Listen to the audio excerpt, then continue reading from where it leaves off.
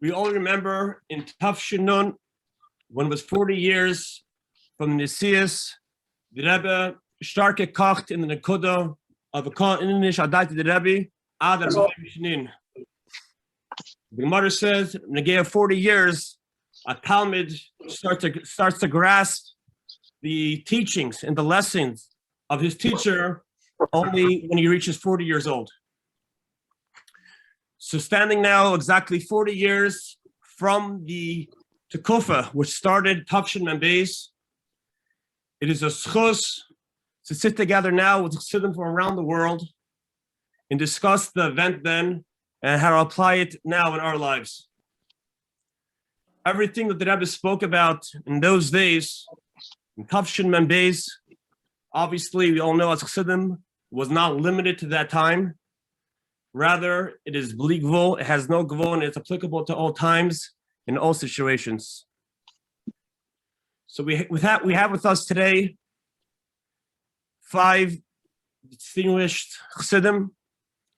I'll introduce each one as they're called on. To start today's panel, I would like to ask Rabbi Sholom Duchman, the Menal of Kel Chabad, who was Zeicha to be from Rebbe's Shluchim to Eretz Yisroel, and Adi Yimazeh, he's does his Shlichus, B'Mesir and Nesino, the Larichas Yom Rishon Tevis. Rabbi Duchman, you were a bacher in the Lamitz, growing up with the Rebbe through the mitzvah tanks, and afterwards through when the Rebbe launched each mitzvah. You're someone amongst all of us. I don't think anyone here was on the panelists was zeicha to that to be in both tekufas. Can you, in a way, describe to us the transition of the times when you were a bacher in those years when every other fabring another mitzvah was coming out and another nuhira, and how it sort of went into the mems with the shturdim of everything that went on then? L'chaim, l'chaim.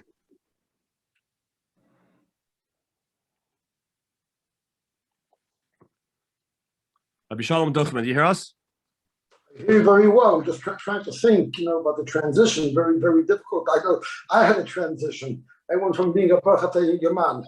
It was definitely a transition in my eyes. In the Rebbe's eyes, I don't think it was a transition. I think it was only more stronger and greater and better than ever before.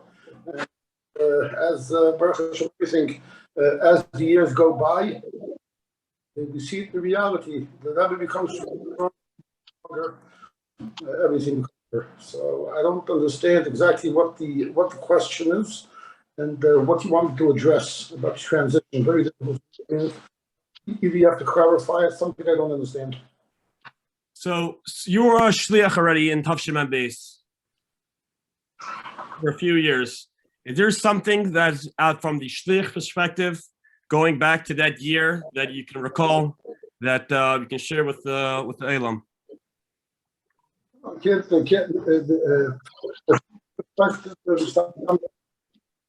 This is again not. The Rebbe was very, very involved. I'm sorry, Rabbi Duchman, it's hard to hear you. It's a little choppy. Is there something wrong with the Wi-Fi or? I have no idea. Is it better now? Hopefully. Okay. Again, Tafshin Membeis, Baruch Hashem, was again from a personal perspective. Tafshin Membeis was as all the time. Vaad has the unique story that the Rebbe was the Nasi of it, and also Rabbi was of it, and the Rebbe took a direct interest. Single aspect part of the table. Amish in the details of the staff of the institution, of the office of the institution, of the administration of the expenses of the income of the was in an unbelievable, incredible way. And it happens to be the phase was we saw the incredible involvement, single aspect of these terms about.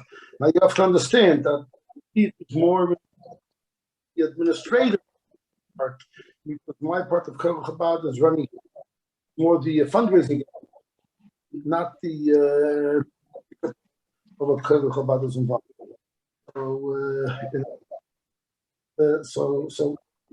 But again, yes, human base has been unique, incredible year to start in my the shlichus. So, Okay, we're gonna get back to you soon. We just the reception is a little off. I'm not sure if it's our end or it's your phone, but it's just a little choppy. I got. I'll try it another. Okay. All right, please. I'd like to get back to you. Okay. Thank you very much, Rabbi Duchman. Next, we have our next panelist from Postal, Iowa, Rabbi Yisroel Noach Vogel. Rabbi Vogel, you were zeicha as a bacher to be in 70 in that year.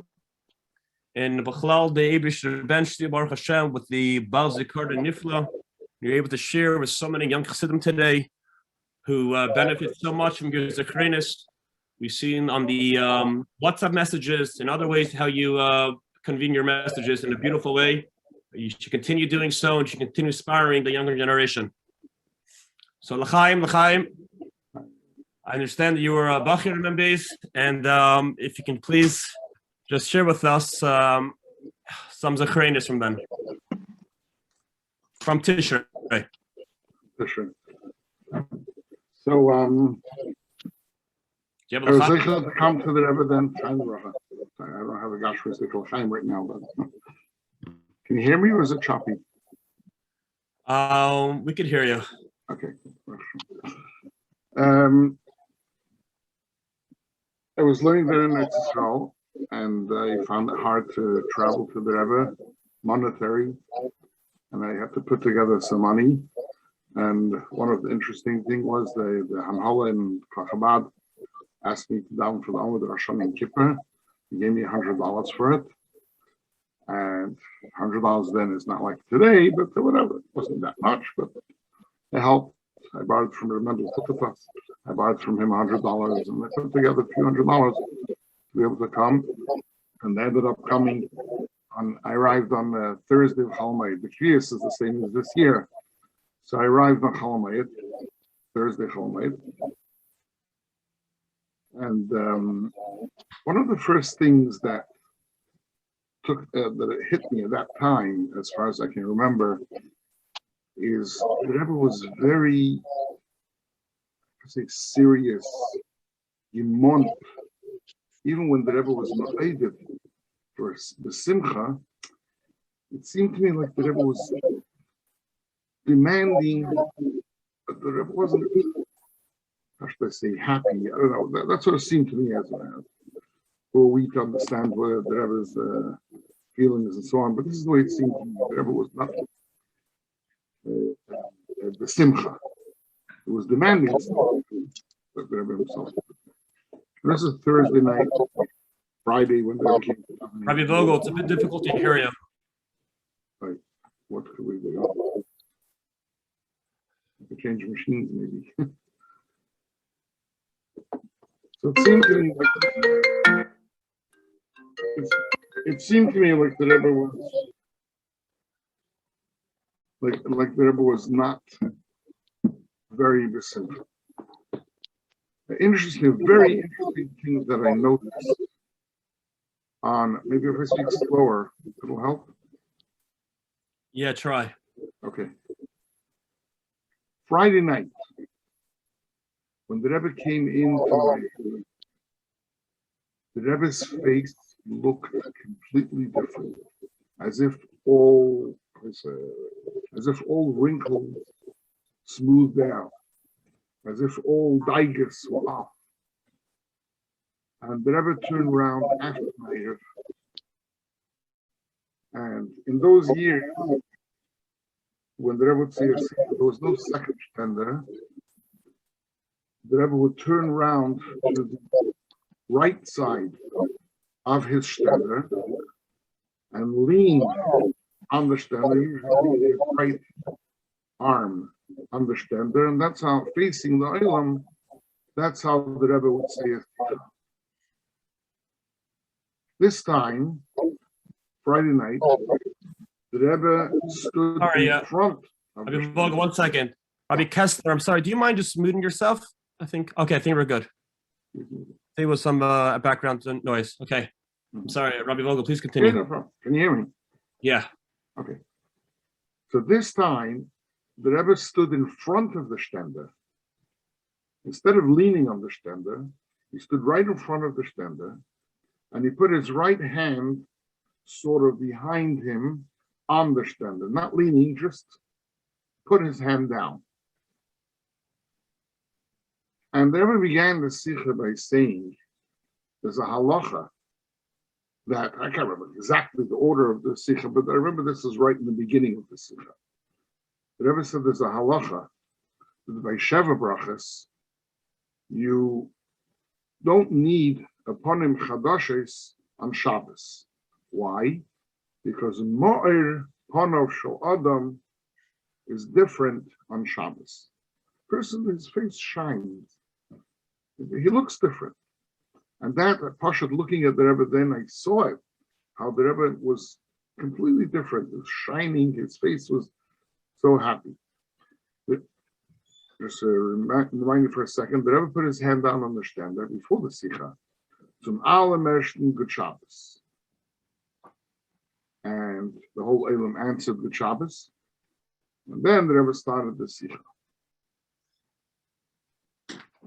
It's interesting also about, this is only the second year that they were dancing in the street. It started, as everybody knows, in Tashin.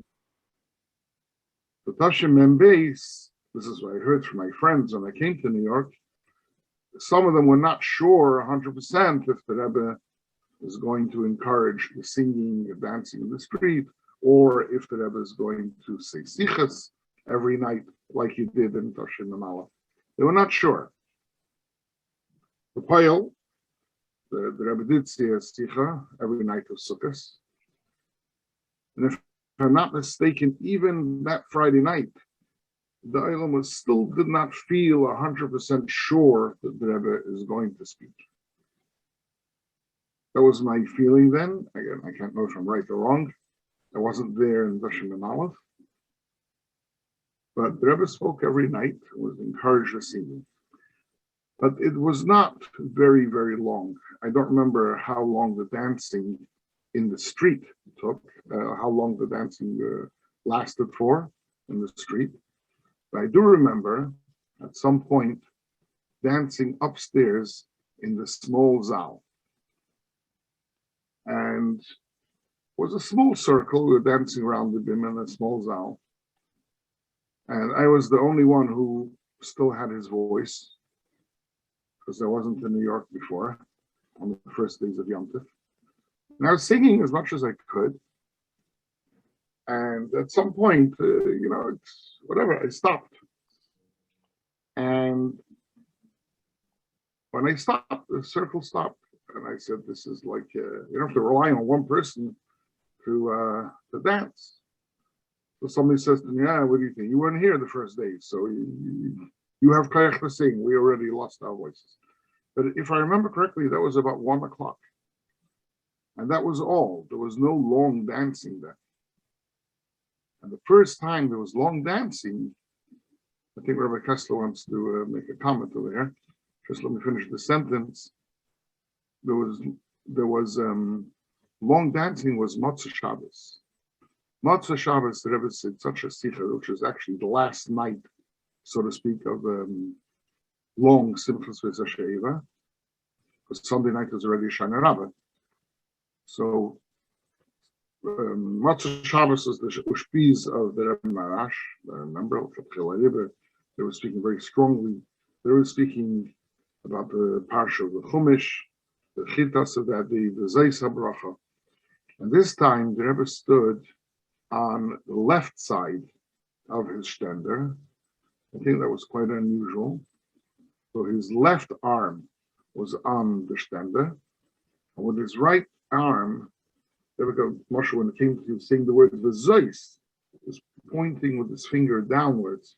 I think the Rebbe's hand was all the way down, but there was pointing with his finger V'zois Abracha. And very, very sturmlich about how you should continue to dance. And the Rebbe said, kommt zu gehen, the Kluginke, genug, Mäckchen gehen schlafen. He sagt their name. He continues to dance. And that was the first night, I think the music went till 6 o'clock in the morning. I remember actually, I don't know if Rabbi Greenberg, Yoska Greenberg is on the line yet, but I remember the next morning, we're talking about how the dancing went and so on. And he was saying that him, after the music finished, him and a number of Bachrim went over to 770 and they continued to dance outside. They said they're going to continue to dance until the Rebbe comes to 770. And he said when the Rebbe came into 770 and he saw the Bachrim still dancing, the Rebbe gave a very strong encouragement with his hand as they were singing outside 770.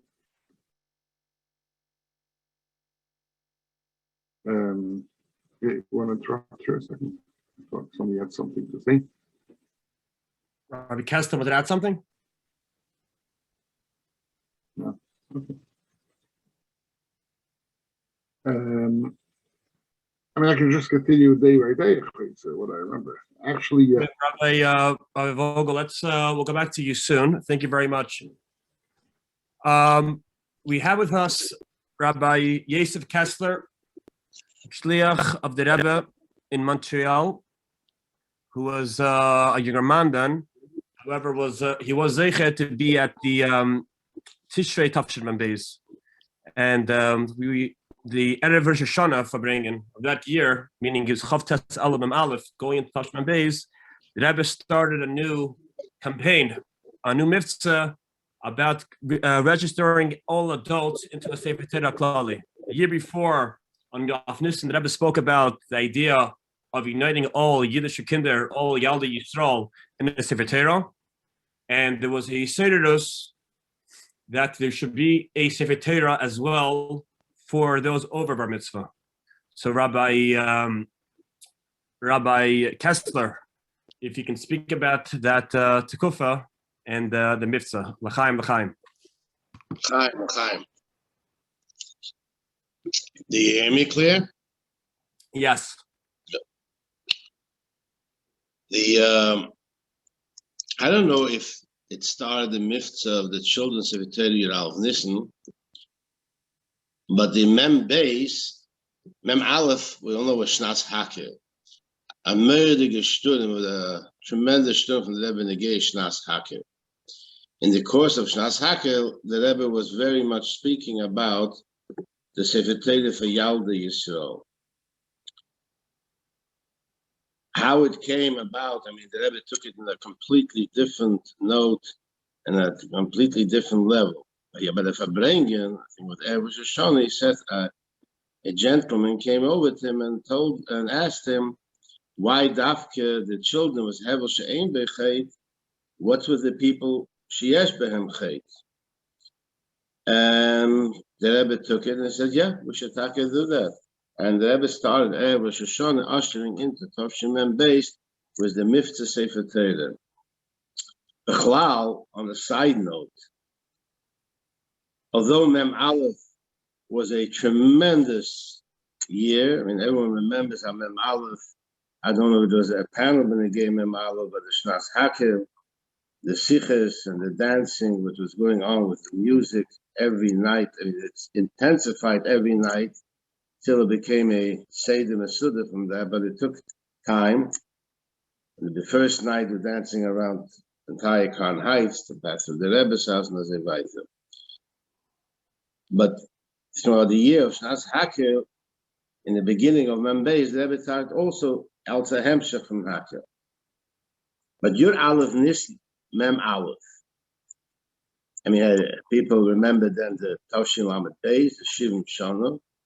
What kind of a year it was, what a tremendous spiritual uplifting was the ganz Klal Yisroel, the Rebbe Shnas Hashivim. Came to Mem Aleph, your Aleph Nissen, there was a whole sikha, the first two sikhas, a whole ariches, a koros hatoi for the Rebbe that he has reached, and he's going into Gevuros, which was a tremendous thing. The Rebbe is notifying that it's a new tkufa coming up, going into Gevuros.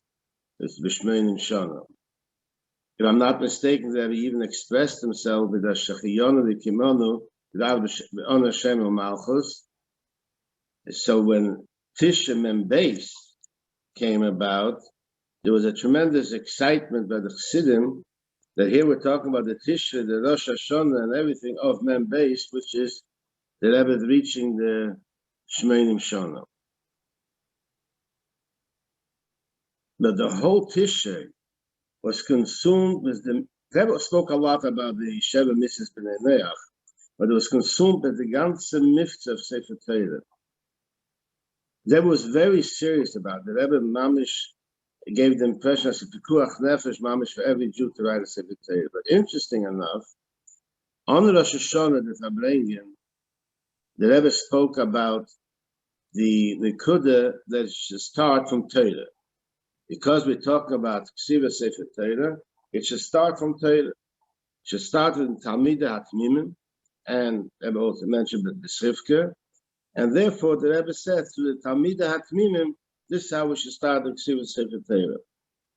The Rebbe said those who were also the Amot Mimim should also be included. They should be able to have the schos to write to buy on Eis in the Sefer Torah or Megia. Remember, the Rebbe was Madgish. You can either write or Megia. That's how it started.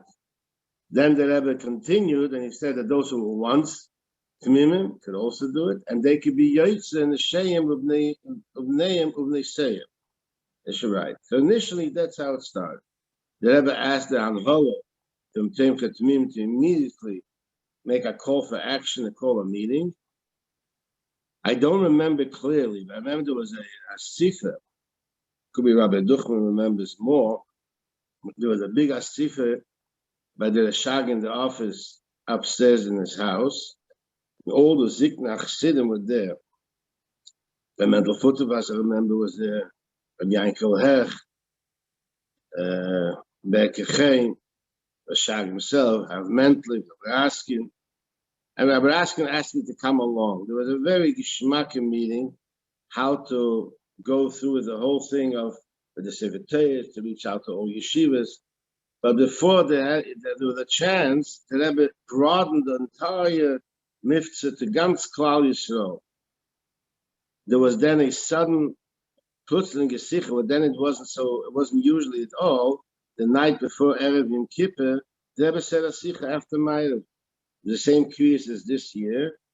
So I think it was Tuesday night. And the Rebbe had a sicha, suddenly a sicha after Ma'ariv.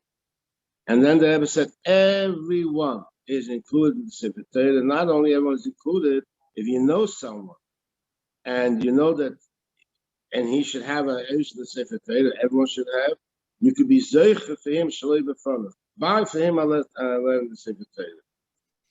And it got more and more intensified that the Rebbe, till it came out late in the year, Amakos of the Sefer, and that those who have written the Sefer will be saved. It was language where the Rebbe used how the world is crumbling and falling apart, and the Sefer Torah will save the world.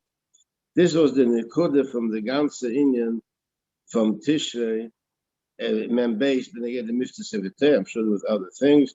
By the Akofis, those who remember, by Akofis, by Simchas Torah, Mem Aleph, we all remember, we all heard of that the Rebbe himself danced. Unfortunately, the Shag was not feeling well, and the Rebbe himself danced, and then there was Akofah for the children, together with the children. This is a separate pasha for itself. But it was also by Tovshim and Beis, side the night of Shmini Atzeret, side the night of Simchas Torah, before the 5th Akofah and before the 6th Akofah, there was a Sicha, and the Rebbe explained what the fifth koffer, the sixth koffer, midas Yisroel, and so on. And the Rebbe was the Rabbanim. Rabbi Kesseler, sorry, there's some background noise. What? Levi, can you please others? I don't hear.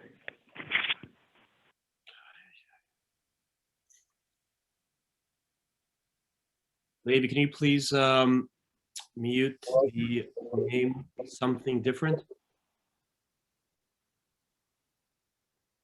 Okay, Rabbi Kesseler, can you please repeat yourself about the Rebbe said a sicha during Hakafis? Yeah, before the fifth koffer and before the sixth koffer, both Shmini Atzeres and on Simchas Torah. And by each sicha now, I don't remember clearly. I'm sure there's other people on the panel who have a much better zikaron than I have. But one of the about the Rabbonim, the first night, and then Tzivus Hashem was the second night, and also there was a special hakofa for the Ksiva Sefer Torah. But we're sicha explaining. This is basically, I don't want to take too much time. We'll continue later, Mitzvah Hashem, if there will be time, but let other people participate. I would like to hear what other people have to say. L'chaim, l'chaim. Yeah, l'chaim, l'chaim.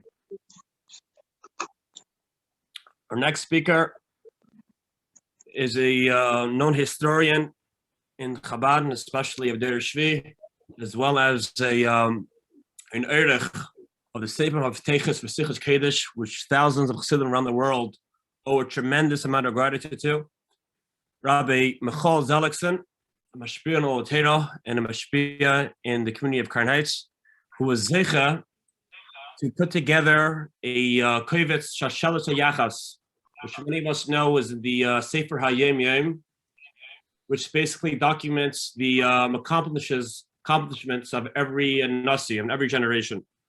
And for the Rebbe's erech, Rabbi Seligson was zeicha to compile it, and was zeicha for the Rebbe to be magiah it and to make corrections. Often it would be a few drafts back and forth between the Rebbe and Rabbi Seligson. And without further ado, I would like to ask Rabbi Seligson to please discuss the erech on Tafshin Mem Beis in the Sefer Shashalas Hayachas. L'chaim. I'm not muted.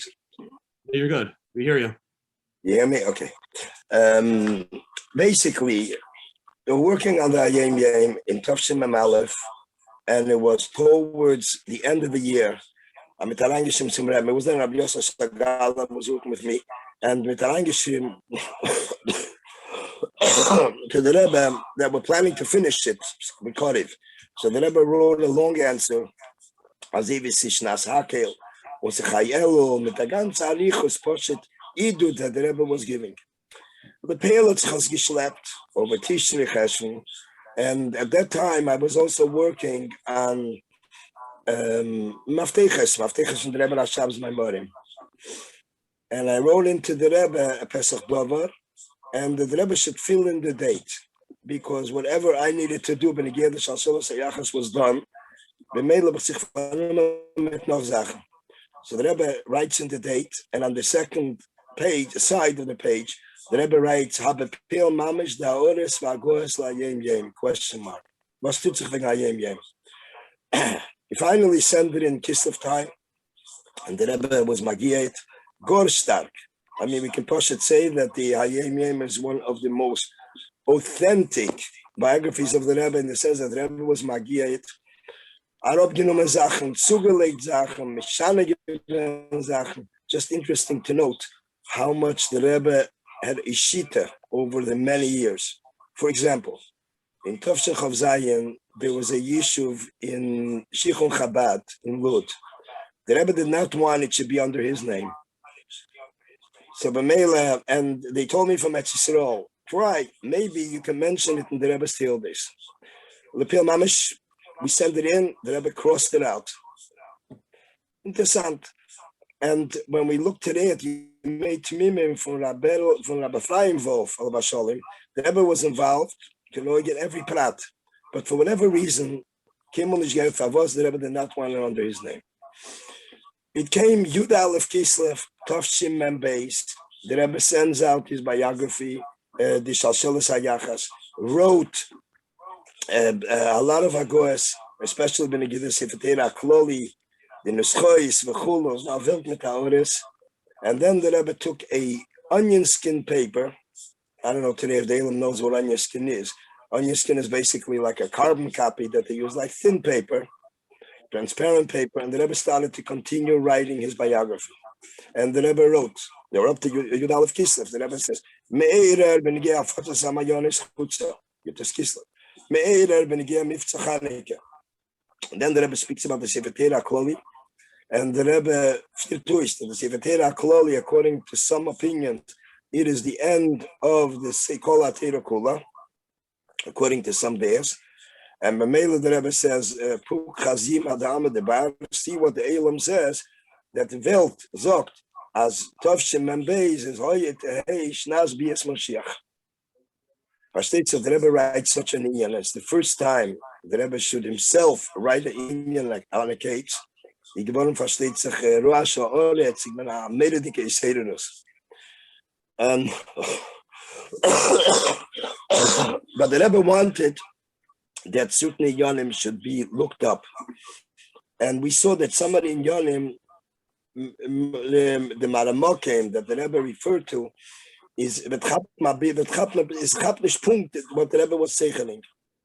So the Rebbe said, when he get the Chassam Sefer, there was a Haolami in the Oris of Hatmimim, Oris and Biyurim, that the Chassam Sefer wrote on Tovkuf Ayin a cage. So the Rebbe, when he came back from the Rebbe says Lahashmit, and then the Rebbe writes further the next day, Sinish Konstira, Val Yederer, was gelebt, Matkuffa von a cage, hat geschrieben dem cage von seiner Zeit. Bei Meile, bei Chassam Sefer, was Tovkuf Ayin. Rabbi Seligson, can you translate that? In other words, it doesn't contradict to what it says that it's Tovshin Membeis, although the Chassam Sefer is Tovkuf Ayin, because everyone from the daily Yisroel would refer to a case that is closer to their time. So by Meila, the Chassam Sefer wrote Tovkuf Ayin, but it's considered to Tovshin Membeis. So this was basically the Tovshin Membeis. And from Damostan, the Rebbe started to name every year, connected it to a case. The Rebbe connected it with the Tovshim Mem Gimel, Yeshnaz Gili Mashiach, Nachedot Yeshnaz Divri Mashiach, Melech HaMashiach. There's 1 year that the Rebbe skipped, but otherwise every year the Rebbe announced the Fabringen before Rosh Hashanah or Besmichos. Mit gesehen as a Nayer Gili, was tut sich damals, and every year the Rebbe was announcing, declaring what the year is. Rabbi Seligson, do you know a story with the Rebbe Shlich Morocco, Rabbi Leibor Raskin, about suggesting them the Rosh Tevis and Tovshim Membeis? Not familiar. I know that he wrote in about Tinosi also, and the Rebbe told him that the spelling, the Seder Eisa should be different. I think he wrote Tisna. So the Rebbe says that was Tinosi. But we did hear then that Rabbi Zusha Vilmovsky, all about Sholom, Machin Gitumot, that Tovshim Membeis is Tishnaz Bias Mashiach. When he was here Tishrei, and then the Rebbe in Yud Aleph Kislev, that's when the Rebbe released it, and there was like a whole new opening. And we verstanden damals das Chassidim that this is the Shmeinim Shana, und es wird gebracht 18 Chassam Sefer. A Punkt wie der Geil Rischen, ich gewinne 80 Jahre, und dann gesagt der Geil Achri. Also sie haben damals Chassidim gerät und gehofft, dass ich gewinne Kislev a few months before Yud Aleph Nissen. It was a regular year then. If I'm not mistaken, the concept of having a Rosh Tevis for a year started this year in Tovshin Membeis, and by Rabbi Leibor Raskin, who was preparing then the Luach Hashanah for the Moroccan community. And if either he was matzia it or the Rebbe told him, I'm not sure which say there was, but it certainly started from then. Thank you very much, Rabbi Seligson. Levi Katz, can you please screen share the Rebbe's Hagais on Rabbi Seligson's Erech Membeis? Beautiful, very nice. Rabbi Seligson, is there anything you can share or maybe read this caveat so the Adam could to understand? Basically, what we're seeing here is Tovshim and Beis. We'll start from there. Yetzer B'Kriya, the Rebbe erased the word Kadesha. He erased it. Okay, we're going too fast over here. Okay. The Kriya Kadesha is called my story. It's it's hard to hear you. You're a little choppy. Okay, I am on the same. Okay, try again. Tovshim and Beis, Yetzer B'Kriya Kadesha. The Rebbe erases the word Kadesha. Shekol b'nei Yisroel anoshim v'noshim should unite v'achdis amitis v'nitzchis ayidei knias eisei b'sevatera klolis she'atikosev l'schusam kol echad ve'echad b'minhogei tzures ha'eis Ashkenaz Sfard Teiman Arizal v'chol. The Noach Rebbe mamshich Sefer Torah avur Talmidei v'temchei yeshivas temchei Hatmimim u'bnei Beisam. And Bnei Beisam is the dust made a lahaskel taken from a yad b'ksivas abes varian. B'sefer Torah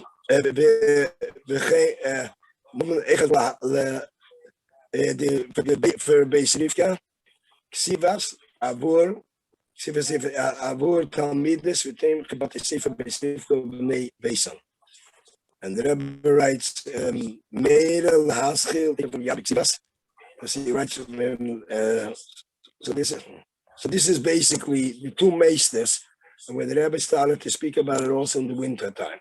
Now, the second page, what we see is what I mentioned about the onion skin paper. It was like a thin page, and that's why it's not so clear, because the Rebbe wrote it with a pencil on a thin carbon paper. Rabbi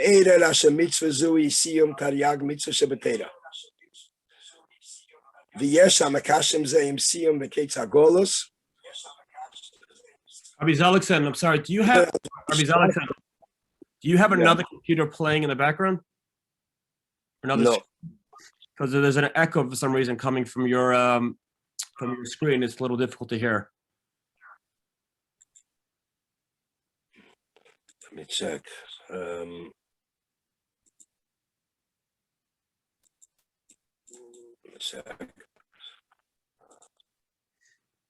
Okay, it seems like the desktop is up on also, so I should just leave the meeting on the desktop. I'm sorry? Okay, so I'm leaving the meeting on the desktop, right? Yeah. Okay, you hear better? You hear better? Okay, That's so better, yeah. Post. Can you just read this square, this order that Rebbe wrote to you and just translate it so we understand what the mitzvah is all about? Okay, so basically the Rebbe is writing that this is a mitzvah for the initially Hatmimim and Beis Rivka and Bnei Beisam.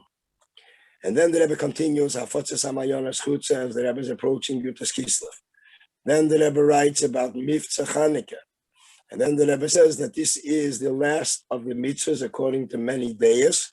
And Puk Chazim Adam Adebar was it the Lashon that that this is basically Tovshim and Beis. So this was this half a sheet or whatever it was. I don't remember exactly size, but basically the sheet that the Rebbe sent out, and this was to go into the biography. Well, so that's how the So the Rebbe wanted Yeshivas Teim Hatmimim and the Inhalos of Beis Rivka to oversee the first Sefer Torah, so then everyone should follow. What exactly was the Hayro? Right. They're all the Talmidim with the Bnei Beisam should be buying a nos in the Sefer Torah. So it was basically these two. It happened to be that Beis Rivka, the Rebbe was Magia Maimer, covered the Siyam of Beis Rivka, Tavshin Lamed, the Siyam Sefer Torah Shel Mashiach. Well, thank you for sharing that. If I can just add, the difference between the Sefer Torah for the Yaldi Yisroel versus the Sefer Torah Haklali for those over bar mitzvah is the Rebbe was very makbid that every child should give for the Yaldi Yisroel should give no more than $1.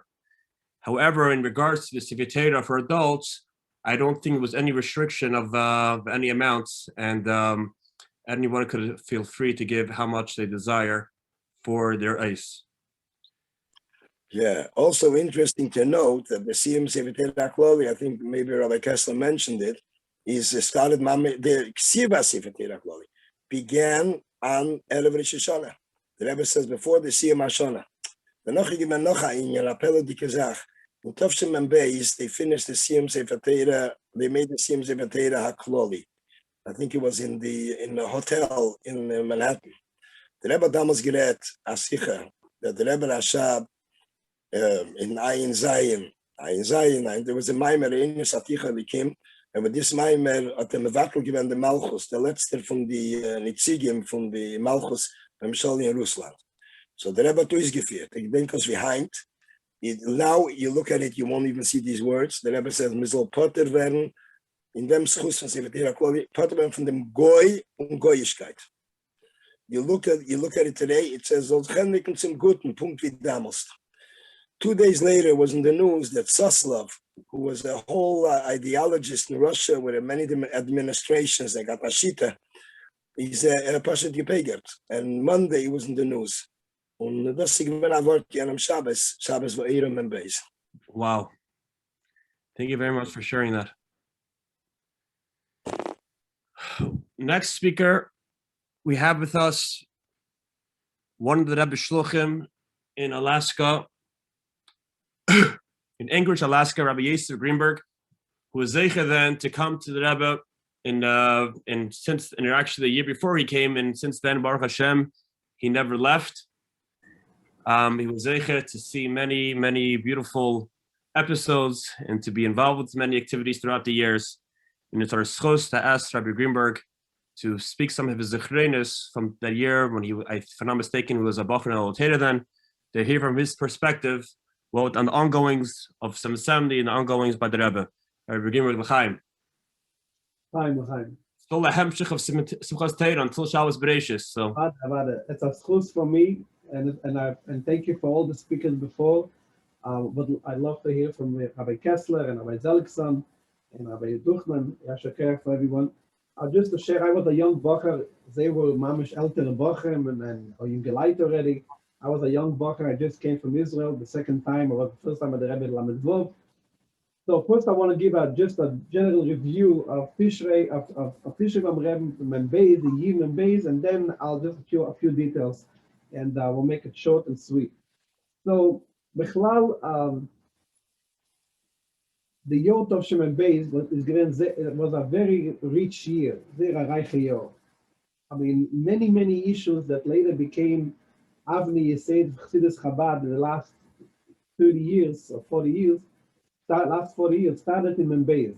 The Moshel Dugme, beside the Mitzvah Sefer Torah, of course, beside the Mitzvah Torah, but the Moshel Dugme, the Menera, the Lubavitch Menera, the Rebbe spoke about the Kanim should be like the Rambam and should not be a Gulis, should be Balachsen that started in Membeis. The Luchas should not be a Gulis and should be by the Ruba. It wasn't Membeis. There were many issues the Rebbe spoke in Membeis and many Reichim Yonim. Even Shemitz B'Neach was a medical student in Membeis. But first I want to give a general feeling what happened in Membeis. So because I was later in 770 for many years, so I want to explain to you that Membeis, I mean, Rabbi Kesseler and Rabbi Duchman, to them it's normal. But Membeis was still the year that was more like the Lamets before the huge Olam started to show up and things changed in 770. So Membeis, I was a Bochum Alter, and I remember Tishrei, and later the entire winter. For even one example, the Rebbe used to go Shabbos home. Every Friday night, the Rebbe used to go home. Membeis was the last winter that the Rebbe went home. Maybe Mem Gimel a little bit, but then after that, after Pesach Membeis, the Rebbe stayed in the library, and it started to be Yom Tov in the library, and then little by little Shabbos in the library, and so on. So I remember Shabbos, the Rebbe used to, Friday night, everyone knows the Rebbe used to go down to Shul for davening, and then the Rebbe, right Mamzman, but the Bochum, all, hard to believe today such a thing, that the Bochum was sitting upstairs in Zal, learning the Seder Sichos, Nobody went downstairs. And the Rebbe himself used to be in his room till after the Ma'ariv from the Bochum. Only after the Ma'ariv from the Bochum, the Rebbe used to go home. And we used to, Rapinia didn't allow us to go to 770 because we had our own Seder in Zalma Alter. But we used to run to eat something and run right away to 770 to wait for the Rebbe to come. And when the Rebbe used to come out, so we saw the Rebbe going on Eastern Parkway. And then as young Bochum, we would run back on President Street from the other side, back on Kingston, and run on President. There was there is still today the mailbox there. We were hide behind the mailbox just to see the Rebbe. And it was amazing to see how on Eastern Parkway the Rebbe used to go very, very fast. And as soon as he turned around to Brooklyn, the Rebbe had to go Gelassen, Benachas. It was a pleasure to see the Rebbe, the way he walked as a Belachas, and until he went up the steps to the house. This at the Duchman, it was freezing cold. It was every Friday night in the middle of the winter. But we ran to see the Rebbe. It was just and Michoel, we had personal encounters with the Rebbe all the time because in 70 was so small. For example, that summer, the summer of Membeis, we were a group of Israeli Bach and we came to Talmidei, and we came really to be in 70. We came to see the Rebbe. So after Beis Tammuz, the custom was the yeshivas to go to Siberia to camp to the education, and we went after Beis Tammuz. I remember Rabbi Chodaka used to come out and watch the buses of the camps, and we went to. I think the Rebbe used to come out the earliest. So there was a Verbringen, Tazvav Tammuz, and we went to Verbringen by hookup. So we, the Israeli Boruch, we said to each other, we didn't come to New York to hear hookup. We could have done it in Israel. So we decided we all jumped in a truck. There was an electrician who came from Crown Heights to fix something in camp. We jumped in a truck and we went back to New York, and we came to Ephraim Pekalski. We said, we want to be counselors in Alteira. They need counselors. We are not going to away from the Rebbe. And he agreed, and we stayed in New York for those 3 months of the summer. And I remember I was all night in Assembly. The Rebbe used to go, everyone remembers the guys who were there remember, the Rebbe used to go home at 12 o'clock at night, every night in the summer. My Rebbe used to be 9:45, I think 9:45 was my, and then the Rebbe used to be in his room, 12 o'clock. You have to understand, the Tishrei base, 12 o'clock at night, there were maybe 10 bochum in the old building, maybe 10 bochum. I used to sit there, mamish by the door, the same the table across from the Rebbe's door, and I would come out, and I would just look at the Sikhe, a bit mine and Sikhe, waiting for the Rebbe to come out. They would come out, I would close the Sikhe and jump to see the Rebbe. And I remember there were several times the Rebbe was looking at me like, that's what you do in honor of me, you close the book. But it was such a personal, there was nobody around. It was like you felt that individual encounter with the Rebbe would look on you through and through every time. I remember, for example, something that happened that summer that I never saw in the Yumanim. Everyone knows about one of the Chassidic Binkaltas, later, whatever. But so I remember there was a one night in the summer, and I see he's waiting for the Rebbe. So I knew something will happen here. The Rebbe came out, and mamish there were like maybe one of the person beside me and Binke and the Rebbe. So I stand behind Binke, I was hiding behind him, and he stops the Rebbe, and he tells the Rebbe that Shmuel Betzal Alto is in Australia, is very, very sick, and the doctor said they have nothing, they can't help him. They don't know anything what to do. I still remember how the Rebbe did with his shoulder, and this, with the accent. I would say, Bazei, ich sage nicht, was zu tun, soll vorne hin, lernen Teira. That was the Rebbe's words. And the Rebbe walked away. And he was standing there thinking, like, puzzled what that means. The Poel, he recovered, and he lived to Tishrei. So I'm just saying it was something, I think that I mamish stood next to the Rebbe, had the Rebbe said it with the hand,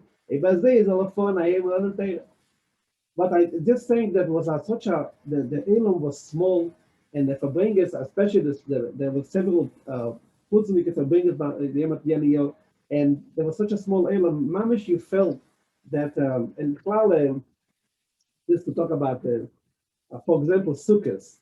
I remember the sichas of Sukkot, Haolami Sukkot.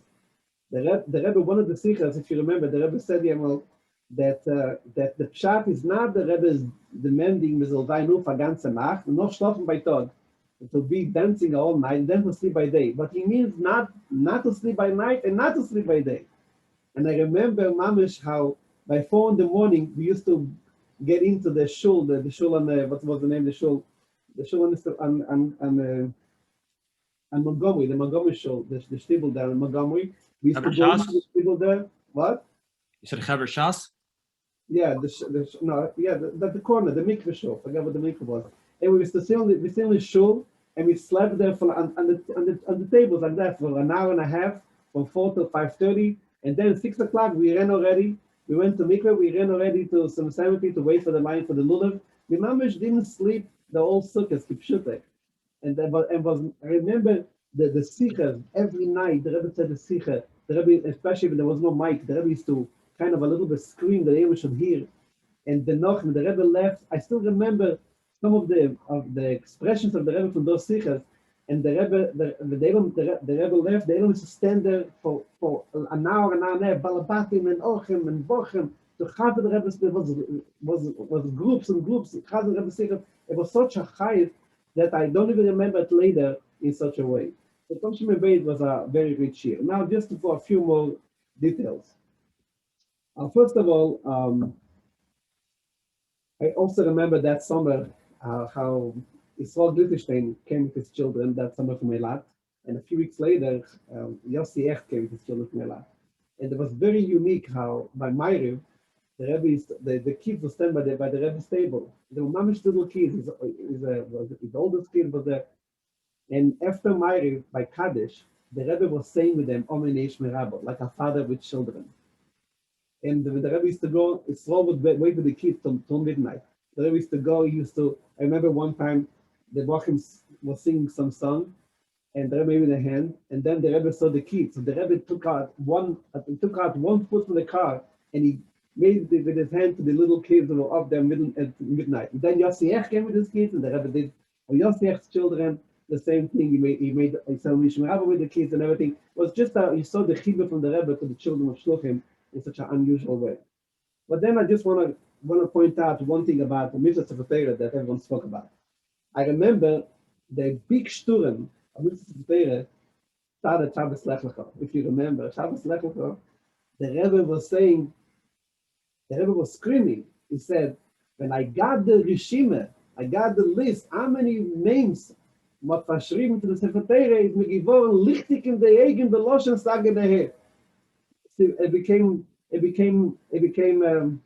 light in my eyes, beloschen sagen daher, which means it became black in my eyes.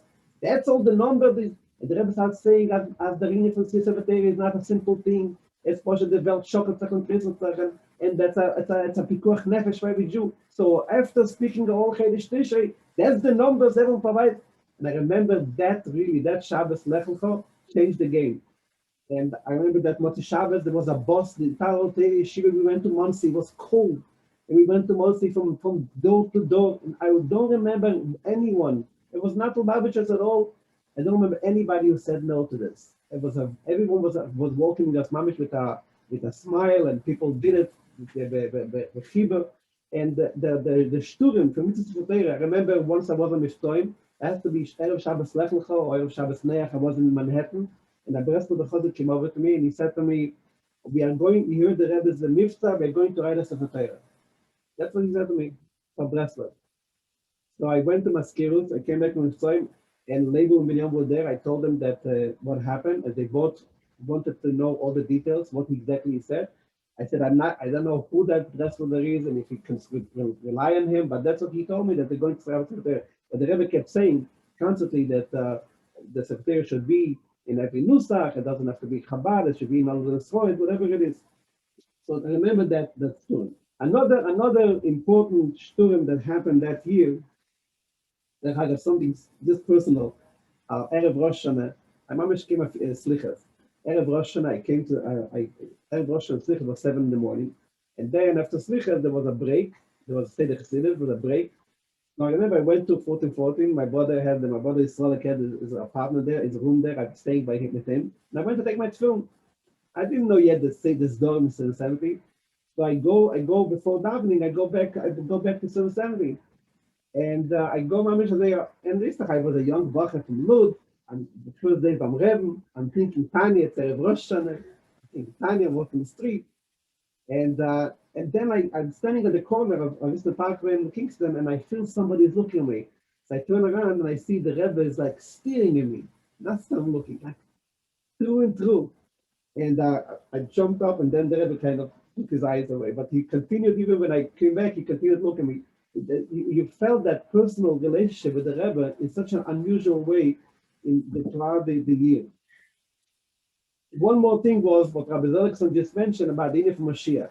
The Seligson that was about Mashiach in that year was unusual. Was mamish, I think, the Shturim of Mashiach. For example, what Rabbi Seligson, I remember Rabbi Seligson got the answer.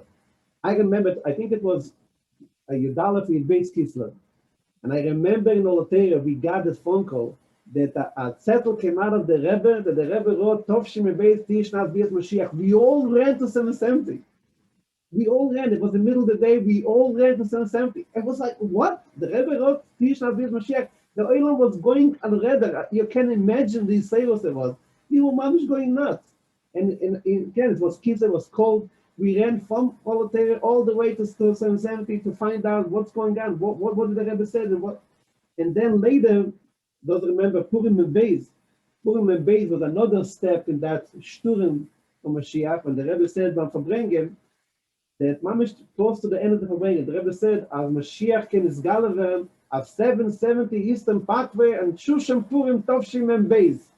The Elam was going nuts. And the Rebbe finished, the Elam started the Nigen, the famous Nigen. The first was the Nigen. We want Mashiach now. If I had him, that Nigen. And then the Elam changed it to we Mashiach now. And the Rebbe don't gemacht as with the hand that the Elam stood up. It was mamish dancing. It's mamish unbelievable. Then the Rebbe said that someone should make a kula, and someone should be Adel Yoda, should volunteer to be Adel Yoda.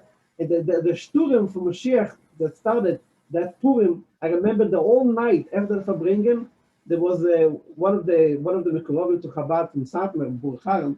He ran to Chaim Boruch right away to buy the tape, and he had a little tape recorder, and he was playing the tape the whole night in 770 upstairs about Verbringen. Those words that the Rebbe said, Mashiach is gone at 770. There was such a mishuggah sales that it's hard to describe it. Thank you so much, Rabbi Greenberg. We'd like to go back to you after the next two speakers. Please don't leave. I'll finish with one word. Okay. Mashiach, there is a very big word, the Rebbe says, Pesach and Beis, and it's important for everyone to know. Because there is a whole thing about going on. You get to Mashiach, that after with the Rambam, that Yamel Melchus Dovid, there is a movement among some of the Maskilim in Chabad, or Bali Nigli in Chabad, the Rebbe says, that the Dafka Likum Rambam, mit Elimelech, und wie stimmt das, mit Itzter, die ganze Weise. Tovshim in Beis, Baban Shabbat Verbringen, was a whole sicher. The Rebbe asked the question, wie can man sagen, as Tishrei B'Av, Nebel Mashiach Shel Yisroel? And therefore, the Geula could have happened on Tishrei B'Av. So the Rebbe asked the question, what says Nebel Mashiach Shel Yisroel? He was a baby, he was just born. How could he be Mashiach? And the Rebbe clearly answered, as Punkt in Bria Soil, when the Chaim and Hevel were born, they were born like 20 years old, and Chava, the mother, told him to cut the cord.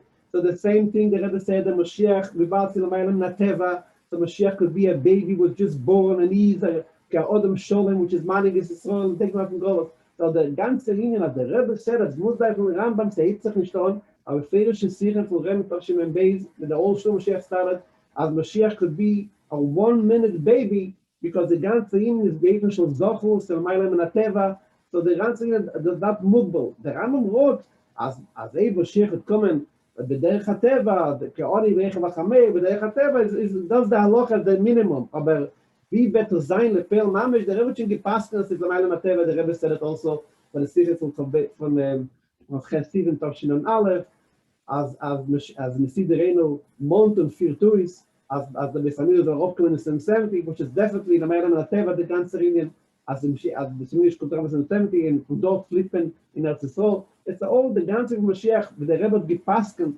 is sicher Lamaylam HaTeva, so all the Shailas and Ram, Chag came not nicht. Anyway, ich continue. Shekech, Rabbi Greenberg, l'chaim. Pleasure. Chaim. In the Sicha of Chamisha Asar of Tavshin Memches, the Rebbe speaks about the significance of Ikvius, Every single year is structured in a certain way. And the Rebbe quotes the Baal Shem Tov that from every single thing you can learn from Ayron and Beis Hashem, how much more so when it comes to Kviyas, there's every single day and every week, there's Hayro and how to serve the Eibusher better and how to make the Eibusher more a part of our lives during this that year's Kviyas. So as mentioned before, the Kviyas for Tafshin Mem Beis is the same as this year, Tafshin Pei Beis. Also happens to be Bahi Barbaim Shana, as mentioned earlier. So with that said, we'll move on to the Chelik of the Rebbe's Torah from Tafshin Mem Beis. We have with us here the Rebbe Shliach in Laguna Beach, California, Rabbi Melech Gurevitch, who was Zeicha as a young bacher from Eretz Yisroel to be involved in the Rebbe's Sichos, to be involved with the Vaad of Lahak, Vaad Chavri Lahak, and he's with us today to discuss and bring us back to those times. L'chaim Melech. L'chaim, l'chaim, l'chaim, tza'alman, l'chaim. So I wish I should have been here from the beginning on and to hear everybody talking. The Tkufa is given was very powerful Tkufa on my personal level. Every verbringen, and we, had to. I was a typist basically. So, but when the Rebbe read from Bocher Azetzer, when he speaks many times on Rashi, Bocher Azetzer sometimes makes a mistake. So some things went through that way also. But the idea was to learn the Sicha. Rabbi Melech, can you first go back to the Areka of Lahak, which started just a few months earlier? Yeah, okay. So we started Lahak actually Shabbos Pashas Gdeshim, which was right after Pesach Mem Aleph. And I was a bacher in Chavavei Teire, in Mem Aleph. And for years before, I already was involved in typing. It started basically after Lamed Ches, after Shmini Atzeres Lamed Ches, when some people started writing Yomanim, and I was then a bacher in Teire. So they asked me also to fix the Hebrew and to type and whatever, so I started learning how to type. Within a short time, I also started helping in Anochas Hatmimim. They had a professional typist, but when we needed to do more, I was there a lot to help. By the way, just somebody sent me what happened with Yoske. With Yoske passed away, and my brother passed away 6 months before Pesach. So he sent me a few videos that they used to be in shul together. Again, this has nothing to do with my base. This has to do, I don't know when, but so he sends me a few videos and reminded me that when I was I'm talking about when I was in Anochas Hatmimim, this is before Lahak, there was a bed over there that all the bochim who were working in the Anochas, working day and night. So this one can take a break and take a little sleep for an hour in the bed, whatever. Anyway, Zushe, for those who know, Zushe used to come with Tishrei, used to work very, very hard to make sure Yisroel was involved, that the Ochim should learn Torah also, should not only be there, as guests, sondern sitzen and learn. And he comes to me upstairs and says, Melech and Zushe sind Brüder. Can you arrange for me that I should be able to sleep on that bed? So I told him, yeah, I'm a young bacher, but I'll ask them. So I asked them in Baruch Hashem, he got the shoes. So Zushem in Brida. So now I saw it in videos. My brother and Yoske, Zusha's son, used to whatever, had discussions for who, they were davening a lot in that same shul. But since you're asking about the beginning, so the beginning was again right after Pesach, Mem Aleph, Shabbos Gdeshim. I was a bacher, and David Feldman and Benny Wolf came to the where we ate the bachim, and he tells me, he says, Melech, we need you now to help something. We're starting in Hebrew, and the first week in Hebrew was basically starting in order to get a bracha from the Rebbe. We need to have it all done. We did it all and finished it, and sent it to Yisroel to print and bring it back to us before Shabbos, and we got a bracha from the Rebbe, and this is how Lag started.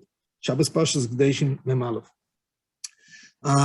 it was a lot to build and all of that. I also, because mentioning typing, I was typing also about some of the Alter Rebbe's Kisvei Yad and Kisvei Yad of those already Alter Rebbe's Maimorim, some of the Alter Rebbe's Maimorim. But then my name is also, I'm also there in the Mafteches of the Alter Rebbe's for the Rebbe did in Mem Aleph. So I'm there also. Anyway, but when it started Lahak, this is the point. It started Lahak, so it was basically day and night, every day. Yoske Greenberg just was talking about that Sukkot we used to stay up a whole night. That is true. By me, it was, whenever I finished typing, I used to run dancing and then coming back to type. And, this was after L'chaim's also. So this was plenty of that. But I want to say that, Poshet, it was Nochanan, it was a lot of work there. And Baruch Hashem, things went through, and some people came to me complaining, whatever. So I says, the famous line, the Rebbe uses it in the Sikha sometimes also, it's Yisroel, it's called Hertz, that there's room for everyone. So I said, the nights by me is a Hertz, and I have room for everyone, but I need to type. And I did plenty. I did also some Igros Kedesh, for the mosquitoes. Look at the Sikha. Oh, you see the picture, yeah. Anyway, this was then, but I want to say if you go back to Membeis, we started, one of the interesting things in Membeis that we started is actually, this is when we started books. Elimelech, is that you as a Bacher typing in this picture? Yeah. I'm sorry? Yeah. So just to give the crowd some illustration of what he's discussing, this is Rabbi Gurevitch typing in Rabbi. And you see, label Alta and Dalton, this is another thing that I used to do a lot of the Rebbe's Agoyas. Really good to see the Rebbe used to Magia twice, right? The first Agoya, that is when they write to the Rebbe. Then the second Agoya, before it goes for print by Motel Chain, this is me sitting here and typing on a typewriter, which was, for me, was already out of my normality because I started with the mechanical, on a typewriter, that means every line you got to take off your letters, whatever, so your hands, and then move another line. This is a disturbing thing. So I said, I'm not. So for Anoches, we started in the what's his name, and we got a machine for it. Whatever. This is all technical issues. But this was all in Membeis, basically starting Membeis. Another thing that we did is instead of sending to Yisroel to print, we found a place in Manhattan to print, and that helped us that, by Wednesday night, we had to send them packages, boxes, so people will get it there on Thursday, and then it will be spread all over before Shabbos. And it started sometime in Membeis, and then in Mem Gimel, we had already, we started printing, we had that part to us, but it was basically growing, this organization, this Anoches Lahak, that started was in a way was a very powerful issue because, the Rebbe speaks in Yiddish, and I think there's a letter somewhere in the early, in the first few, where my Igros Kedesh, in one of the first Igros Kedesh, where the Rebbe writes that the Yiddish, weiß it in Yiddish, v'chulu, but the Teichen is the Teichen Limudi. So one of the things that was from Eretz Yisrael, there was two things that they sent us from Eretz Yisrael in order to start Lahak. One was that there was a new generation growing and they don't speak Yiddish as they do, but we have to be mechanic them. So this was one issue, yeah or no. The other issue was how to present, to push it to all the Lomdim with all Rabbanim v'chulu. They should see the Rebbe, what the Rebbe read and what the Rebbe is teaching. Because the Rebbe is, when it's in Yiddish, how many of them are reading it? And when it's, there's also the famous line about Yiddish, the Torah that was translated in Yiddish, I forgot the name of it. That was not so much for the big Talmidei Chachamim. But the point here is, again, to bring it, to make a fotzah, the whole issue was a fotzah samayonis. And make a fotzah samayonis on a practical level. In a practical level, so every time we had the Sikha, we used to right away send it with some Bochem downstairs to 770. So, this was a Ma'apecha that the Sikhas started, the Sikhas were already, completed before the next Shabbos. They had already to learn the Sikha. Elimelech, I would like to ask you, for those of us who aren't familiar with the process of publishing the Rebbe's Torah, can you just give us a little overview of from when the Rebbe said the Sikha until it was published? What went on and how many sleepless nights did you have? And if you can go into the technical details, thanks. If you want to, okay, so every Motzei Shabbos Rabbi used to send over there for the Chazorah, and everybody used to remember, and those who take notes, v'chulu. And I was working with David Feldman. Those one for me is like a Chassidish tate in a way. He was older than me, was educating me and all of that, and bringing me to all of this. And Simon was in Yiddish in Hatmimim, and there was a few others who were also taking notes. Those who, a lot of them had remember the details, and Rebbe used to talk, and they would add Vogel. This was a very common thing. Always then back to Lahak. If I'm going to say, David used to stay day and night and write it. David knew that in a typical Hanacha, he has to finish it before by Tuesday in order for us to have it on Wednesday. And whatever he started, let's say Sunday, he would give me Sunday ready to type whatever he finished there. Like the whole process. And by Wednesday, Wednesday afternoon, I had to run to the airport. This is when there's one Verbringet, Shabbos. But there are so many times when there's more Verbringets. Okay, take for example, we were talking before about the Siches every night, the Siches. So this was the mamish, talking about extra time, extra work. This is not just, the Chofcheshvan, so many times. I mean, yeah, it's true that in those days it was not so much spread like so often in Membeis, let's say, like in Memches, Memtes, but still, it was there was a lot of Verbringes, a lot of that. It was a lot of work. I mean, I'm getting that point back. At one point, I think it was by the end of Mamalef or beginning of Membeis, we brought in Yisroel Shimon to be from our Mekemes. Before that, this was also on my head a little bit. And when it's books that we didn't have in our office, I used to run downstairs to 770 to the Cheder Sheni over there, in the back over there, where the Chosn and Kala are sitting, for after the Chasana, after the Chuppah. So I used to pick up books over there. So bottom line is, when everybody is over there standing in line for Minche or for Ma'ariv, whatever, and after all, I'm running. 2 times happened to me that Binyamin Klein had to stop me because the Rebbe gate. And unfortunately, I had to, whatever. Gurevitch, was there any deadlines from when the Sikha was written down until it had to go into the Rebbe? By saying headlines. Deadlines. Deadlines, but we're saying the deadlines mitzad the Rebbe, lav davke. Mitzad the Rebbe was later on, because we started with the guys, which was more in, I think, name and Vogel. But back to that time, it's basically, that itself was a revolution because most of the Anachas up to that point was almost never within a week. Okay? And here we did it in such a strong way that I'm saying is the Bochum in the right in 770, in those first years, they had that Tainug. The Tainug they had, that Boruch Hashem, the Rebbe had the Verbringen on Shabbos, and then on Wednesday or Thursday they get the Sikha, and the Bochum would spend so much time just to learn the Sikha, just to get, to see it in writing, and and learn it from writing. This was a very big deal. We had constantly people came to us to thank us, and when they start sending to other shluchim, or lover, we started that. No, but you want from me the physical, you want to have a word from the Rebbe, a sikha, but one of the interesting things, since you're talking about, let me just say, I when you mentioned to me that you want me to talk, so I decided I'm going to open and take a look at the sikhas again to remind me what, in those days. One of the interesting things is you can talk about Simchas Torah, about one of the interesting things is the Ato Bechartonu, what the Rebbe is asking.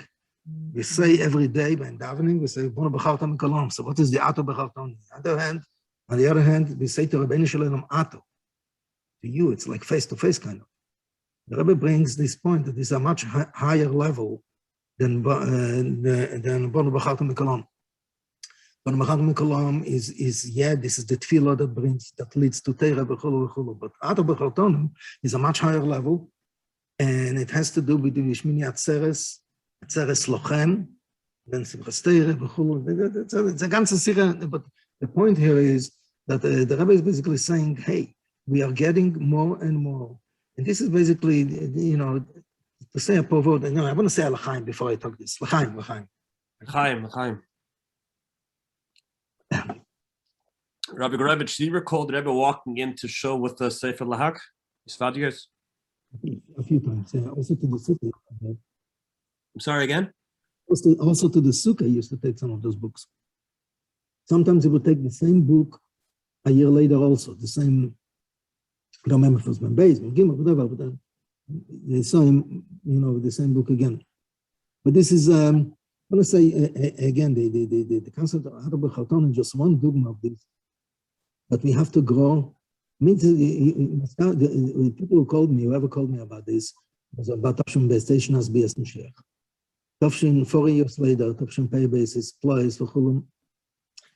And there is a basic question, if from a calculation perspective, is a very basic question, how long, but the Rebbe takes everything, and everything that is, in this, the basic point is there, the vorabgehen in Elam Haze, tiefer und tiefer, mit the Keches von Teirem, the Keches mit Adorachas von Chassidus, what's a man with that, we are not only Simcha, it's an effect, and it's bringing closer the Dira B'Tachteini, bringing Mashiach, mit alle Inyonim. So Tavshim and Beis actually started with this point, Teishnas Bias Mashiach, in public, in that statement. And this is a very powerful issue. And yet, this year, the Seder Hashanah is the same. There's so much to learn from it.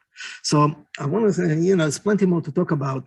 Yud Aleph Nisan, I got to say something on a personal level because, a few months ago, my kids, in the middle of the Corona business, they suddenly surprised me. Why? Because they decided that they heard that their father is getting, another zero.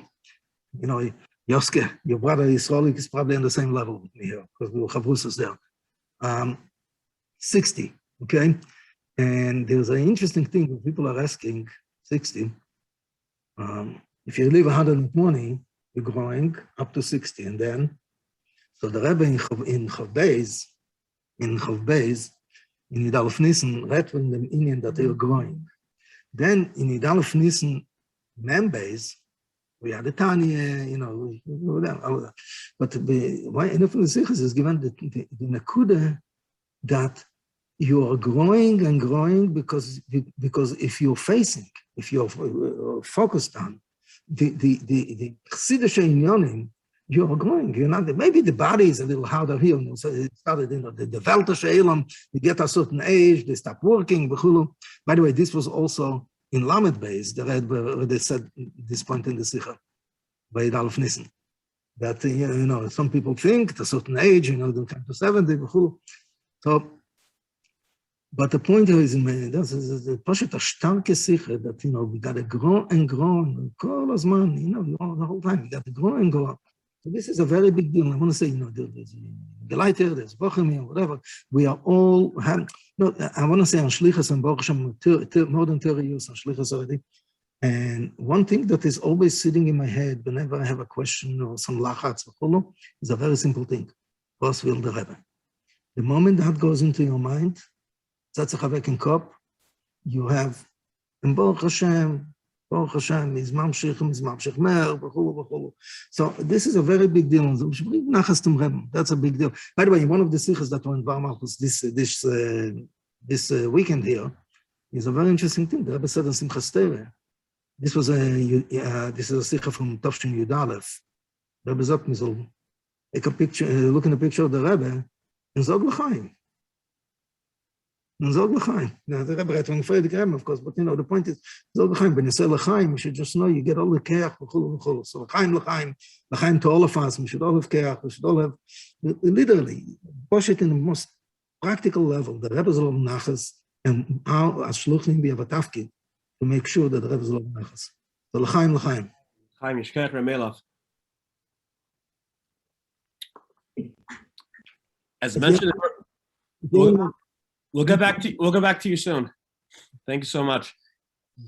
As mentioned a few times earlier, Tavshin Mem Beis, Erev Rosh Hashanah, the Rebbe spoke about the Mitzvah Eis Sefer Torah, that every single Yid should have a Eis in the Sefer Torah, of his own, and not only for the Yalda Yisroel. One of the Bachrim who were one of the panelists now, who was a Bachir then, had a stark connection to this Mitzvah Specific Torah, and he was a big doer in this Indian, as you will soon hear from him. Actually, in a conversation inviting him to this panel, he mentioned to me that 40 years has passed, and perhaps now is the time that the Bachrim, Talmidei Yeshivas should get together and have a Sefer Torah for their own and encourage the Yeshivas and communities. So Yashikech Rabbi Aaron Slanim for the Yisroel, and Mr. Shem, the Vaad Hatmimim will be discussing, Mr. Shem, a future plan to write a Sefer Torah for the entire all Talmidei Yeshivas. It's still in talks. We'll have to figure out the logistics. But give a Yashikech to Rabbi Slanim for bringing up the idea. And Mr. Shem, it should materialize. It should be Geir Nachas Virach as it was in Membeis and Gimel and Dalit when the Sefer Torah Klalim were coming out. So let it be again in Tafshin Pei Beis and Mr. Shem Pei Gimel. There should be a Sefer Torah completed for the Talmidei Yeshivas and L'chaim. Rabbi Aaron Slanim, please. The Rebbe Shtich and Binghamton. Chaim.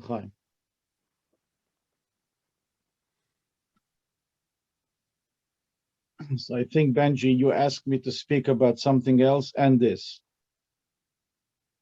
Correct? Yes. Okay. So when we were Bachrim, particularly this actually happened in the middle of Tafshim and Aleph.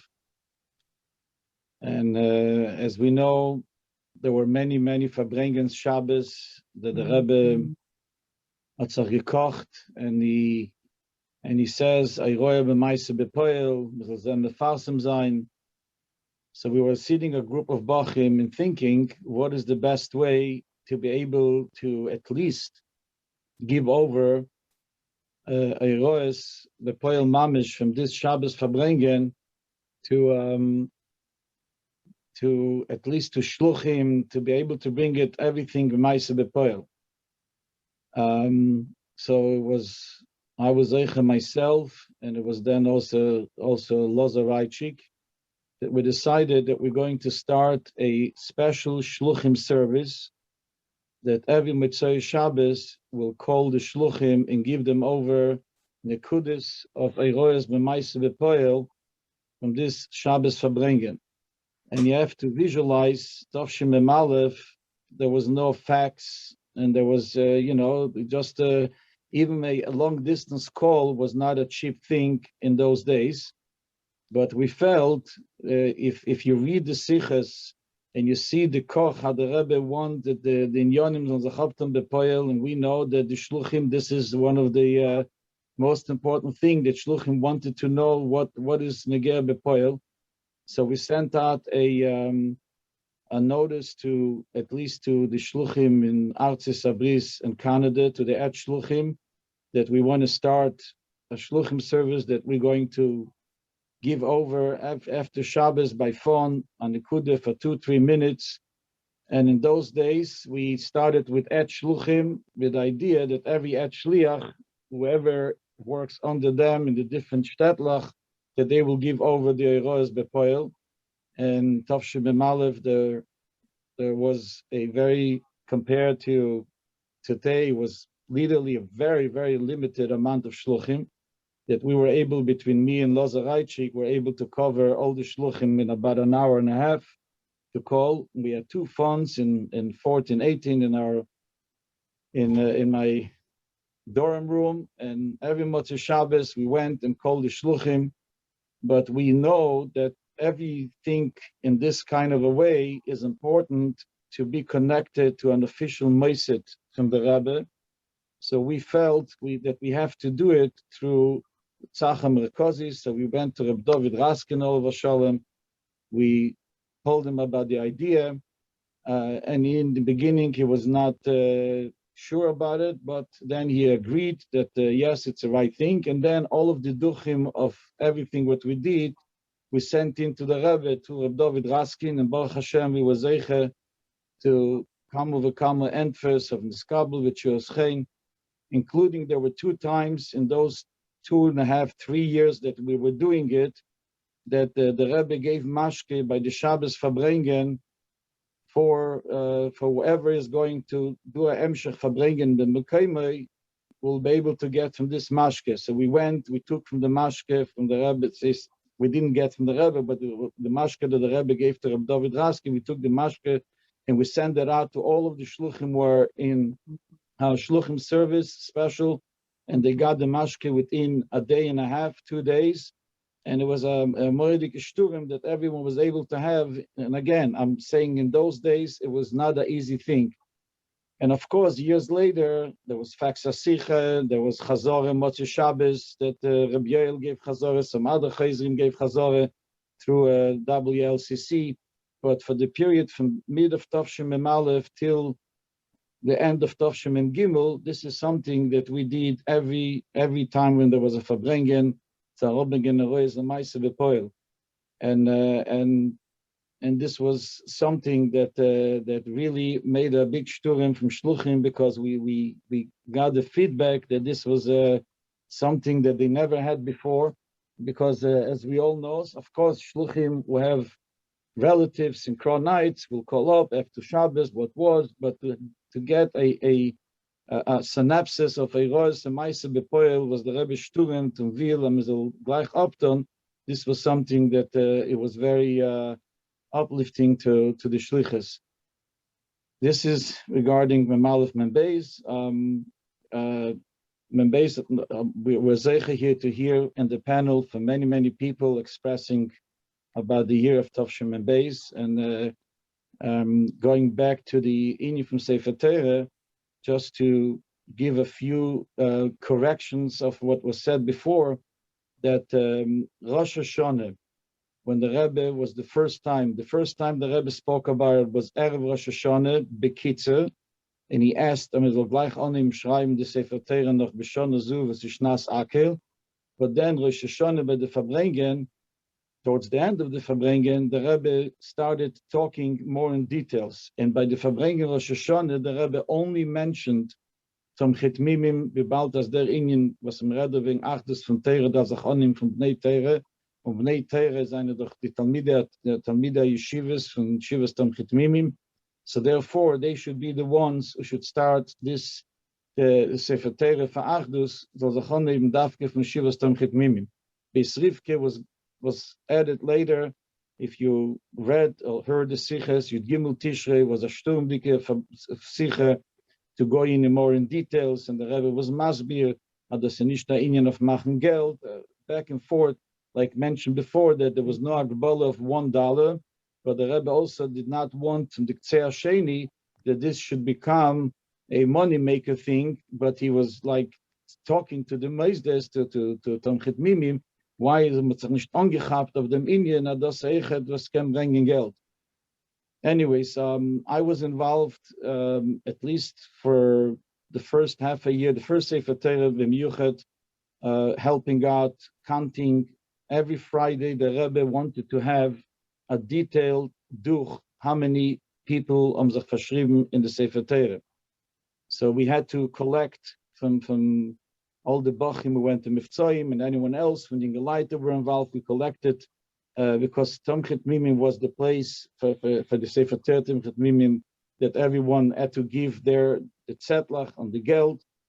So we used to count Friday afternoon, literally like a few hours before Shabbos, to count everything, how many people registered, and as mentioned before, then in one of the Fabrengens, Lech Lecha, and the Chag of Shabbos Lech Lecha Membeis, the Rebbe said, even though this was, I'm sure everybody knows that Tavshim Membeis, and even Memalev Shnas Akel, there wasn't a Fabrengen every Shabbos. Memalev, there was almost every Shabbos, but Membeis not every Shabbos. So Lech Lecha, Tavshim Membeis was already after Zayin Cheshvan, and the Rebbe said that one of the reasons of the Fabrengen from Shabbos Lech Lecha Membeis was to be me'erer about the Sefer Torah Kloli, and he gave a chelik then, how many people were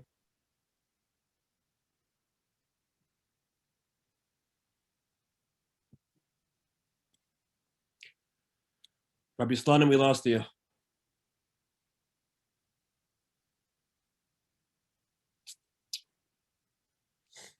Rabbi Slonim, do you hear me?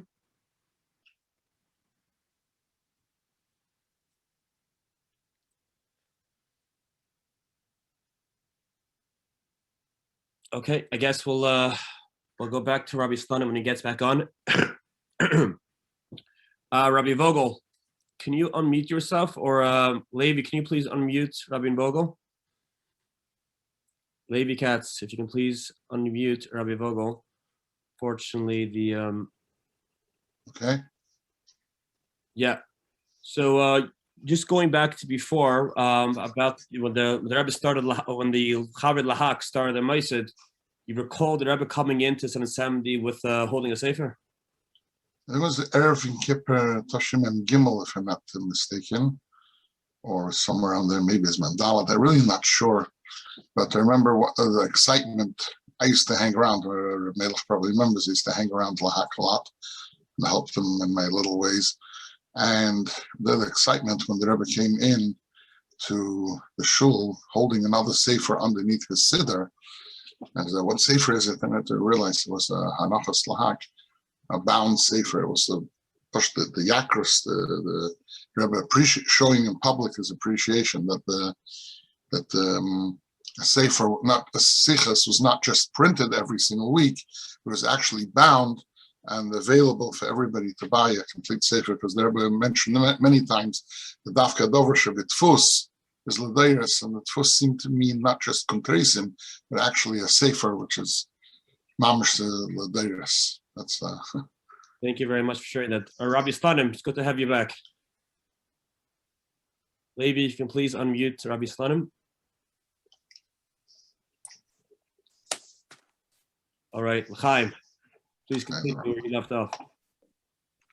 L'chaim, I don't know where you heard me left off.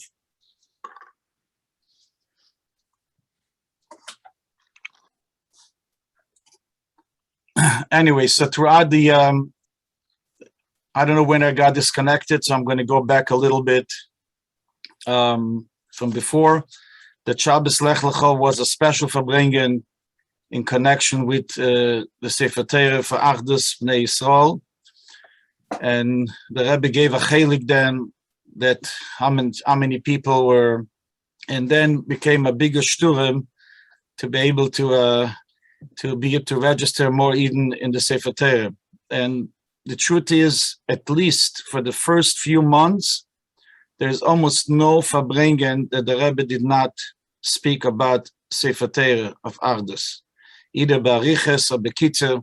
So we saw how it's negia benefesh ban Rebbe bakosha nafshis about the inyan of the Sefer Torah. I remember we were involved. Rabbi Zirkind was the sefer for this Sefer Torah, and all of the Bochrim from 770 were divided to be magia at least 3 times the Amudim of the Sefer Torah. In other words, we understood that the Rebbe's cook in this Sefer Torah is that the Bochrim should be involved in them, not only in a ruchnisdike way, but in every detail of the Sefer Torah to be involved.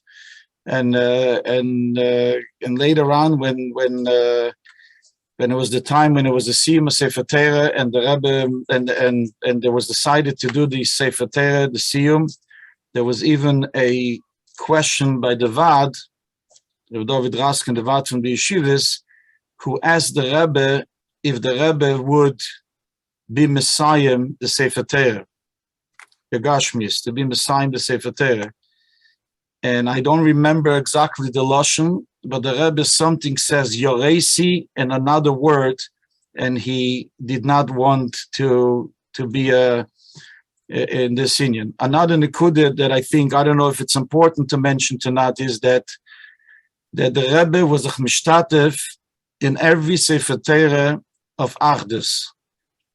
In other words, anyone who wrote a Sefer Torah of Achdus Yisroel, we know that there were later on not only Hatmimim and Besrivke, there were other.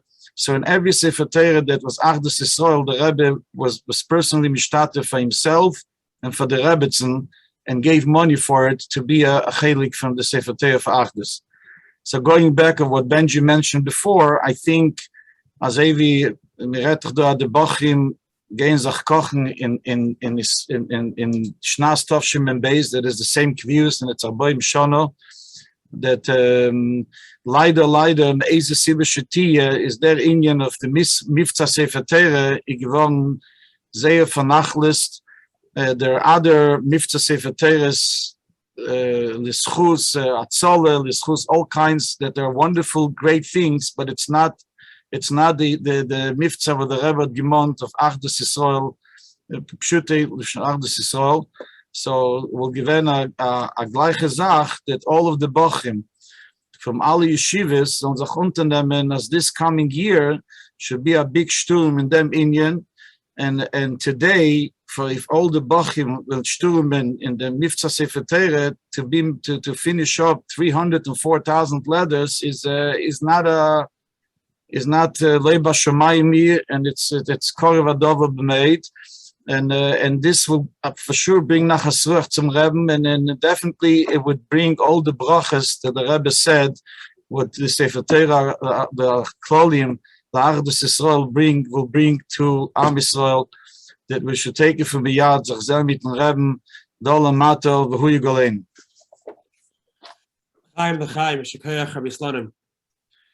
Just a smaller order, Rabbi Greenberg mentioned before about two in Yonim that the Rebbe actually spoke about Tovshim Memalef, not Membeis, about the Meneres and about the Luches was Kesiso Memalef, and it wasn't Membeis, but in Membeis hat man sich gekocht in der Minyan. Rabbi Greenberg, since you were just mentioned, I'd like to ask you about the following scene. We know that upstairs until Tavshin Memches, the Rebbe would daven Mincha Ma'ariv upstairs. After the Rebbe, after the Istalk was the Rebbe, and the Rebbe started davening downstairs with Chassidim. In regards to the bench that the Rebbe sat on, if I'm not mistaken, Tashim and Babes, they got a new bench, a new cushion, and there was some comment from the Rebbe about that. If you can please share. Yes. Well, first of all, I wanna comment to Rabbi Slonim. First of all, I want to say a big thank you to Rabbi Slonim. He just mentioned that he started the phone calls to make Chazorah, Motzei Shabbos. So I must say that Mem Gimel Mem Daled, I was a shlichus in Seattle, and it used to be a debate among the Bochim, what's better to spend the money? To go every month to the Rebbe, or every Motzei Shabbos to spend the money on a telephone call of an hour and a half to New York to find out what happened Shabbos. And I wanted to know that in those days the telephone calls cost a lot of money, and I chose to know every Motzei Shabbos what the Rebbe spoke, and Rabbi Slonim was my mashpia, and I used to call him every Motzei Shabbos, and at least we were an hour and a half on the phone in mamish with chazorah of the entire thing, mamish in an amazing way. So I must say a big thank you for him. Second thing about the luchas and the thing, the Rebbe, maybe you're right, but there was long verbringings, especially by the Kanim and the Menera, that the Rebbe spoke in Membeid as well. So probably was a hemshech to what happened. Now we'll go back to your question. So negate to the bench, yes, it was I remember when I came to 770, I couldn't believe it when I used to see how the Bochum used to see right after the Rebbe left Mincha. Bochum used to sit on the Rebbe's bench, and not only the Rebbe's bench, on the Rebbe's place, mamish. I was shocked, and I remember there was one Bochum, but I want to mention his name, who was mehader to see. With the second the Rebbe left, he was already sitting there when the Elam was not standing by Mincha, so to speak. Before it, there was a extra verbringing, and I guess it started with the Aores. Someone wrote about it in the Aores. The Rebbe gave all verbringing, the Rebbe all sicher, and there was going on, and then Ben Shechem. The Rebbe explained that the Baal does the not his Mokum Kavua, and the Mokum Kavua of the Rebbe was talking. Those who remember in those years in Membeis, there was several Shabbosim that Mincha was in the Rebbe's place where the Rebbe used to bring in the early years, which means right by the window between Cheder Rishon and Cheder Sheni, and actually it was a very special machzeh. Rabbi Slonim saw it more than me, I was there to see many Shabbosim. It was a very special marriage to see how the Rebbe comes in to Mincha. And the Zal, because the Rebbe used to walk the entire Zal to his place, so almost half of Zal had to be empty to be able to have enough space for the Rebbe's table and for the standard and for the Rebbe going for the bimah, coming back. It's a whole parade that was going on there. And I do remember 1 year later, Natman Bey started Talmidei Mamish in the later years, and the Rebbe once or twice davened Shabbos Mincha. Was a surprise actually. Normally was every Shabbos again. And it happened to me there was a pushka on the Rebbe's table. You know those big pushkas in 770, metal pushkas. And the question was what to do with the pushka. And there was a whole debate what to do with that. The Rebbe is coming in for Mincha and the pushka is sitting there. We have to move the pushka. It's muktzah. And it was a whole thing. And the Rabbi Malo was standing there davening ba'avodah kedarke b'kodesh. And the Bochum came over to him and started debating with him. And he wouldn't answer. And he was only smiling, listening to the Bochum, to everything. As close about 20 minutes before Mincha, the Bochum came running. He said, Shnaim sha'asu p'turim. They ran to push away, and everything was fine. And he knew that's going to happen anyway, so he wasn't bothering to give explanation. I could find him going back. So that was what you asked. The Rebbe explained it. Rad Mokin Kavua, the Mele because the Rebbe said there's not enough place. And the Rebbe said he's sitting there because it's closest to come in from the Rebbe's room. The Rebbe from Leili say al Rosh Am, not to make it harder on the Eilam. So Mele, the Rebbe said that he's sitting there, and because there's not enough place in 770 upstairs for the Bochum to learn, he wants the Bochum to stay there. But I never said in that place. Upon that. This was on Simchas Torah Membeis? No. It wasn't Simchas Torah. One of the Shabbosim now. I just want to mention when he gave this before he gave to Mashiach. Before you continue, it's a schus to mention the person who built that bench, Rebbe Arnak Blosovsky. It's a great schus that he has. He should be gesund and join us later on the program. He was involved with furniture then, and he was zeichet to build that bench for the Rebbe, which the Rebbe used for many years to come. Chaim. Just to mention one more thing about Mashiach. The Mashiach was the big shturim of Shibana Beis Hamikdash. Everyone knows the song Shibana Beis Hamikdash. When the whole song started, it was like Beimer and Beis. And when Chatchila the Ganze, it was a rally on Beimer and Beis. Was not supposed to be a rally. Shabbos the Rebbe said he's not going to speak. But the Lepel Mamish, the Rebbe, Nevul Leteva it could change. The Rebbe changed it, and the Rebbe came down. And by the end of the Sikha, the last Sikha, the Rebbe said that's Farana Nigen. When he gave of the tefillah from the Rosh Hashanah Hamikdash, and the Rebbe said, "We stand kemen dem nigen." And Sof Kosov, the Rebbe said, "The Werter sind unsere," and Sof Kosov, the nigen is unsere. And when the Rebbe finished the Sikha, it was a whole tumult pushing the nigen. I remember I was standing in a group walking with Avon Free. People were pushing him to go, and he didn't want to be sure he can go. And someone was running to Lipske. He was the musician, and somehow the Lashevsky was found. And he went off and he sang the first time the Nigen. And immediately, as soon as he started, the Rebbe started with the clapping with the hand. I'm finished, you can't hand him. He was like, that was going. And that's how the Nigen started. And the biggest, to me, the biggest surprise was, it's Beis Steven. The Rebbe came was also a Putzendike Verbringen. Rabbi, Greenberg, before you get to Beis Steven, so from that for bringing on every single weekday for bringing, the Rebbe would ask Chag Talshevsky to start to Shibana?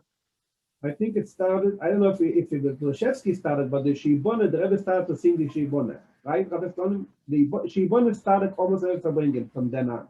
To add something? But I don't know if Talshevsky said it or not, but what I remember is Beis Steven, the Rebbe came into the Fabringen, was a Shai Fabringen, that's the Shibana Beis Hamikdash. So nobody thought of anything. I mean, those who stood behind the Rebbe maybe so. But the Poel Mamish, as soon as the Elon finished Beis Hamikdash, the Rebbe started by Da, and the whole place stood up. It was such a shock to the Elon. No Nigen Far Maimer. That was the Nigen Far Maimer, Shibana Beis Hamikdash.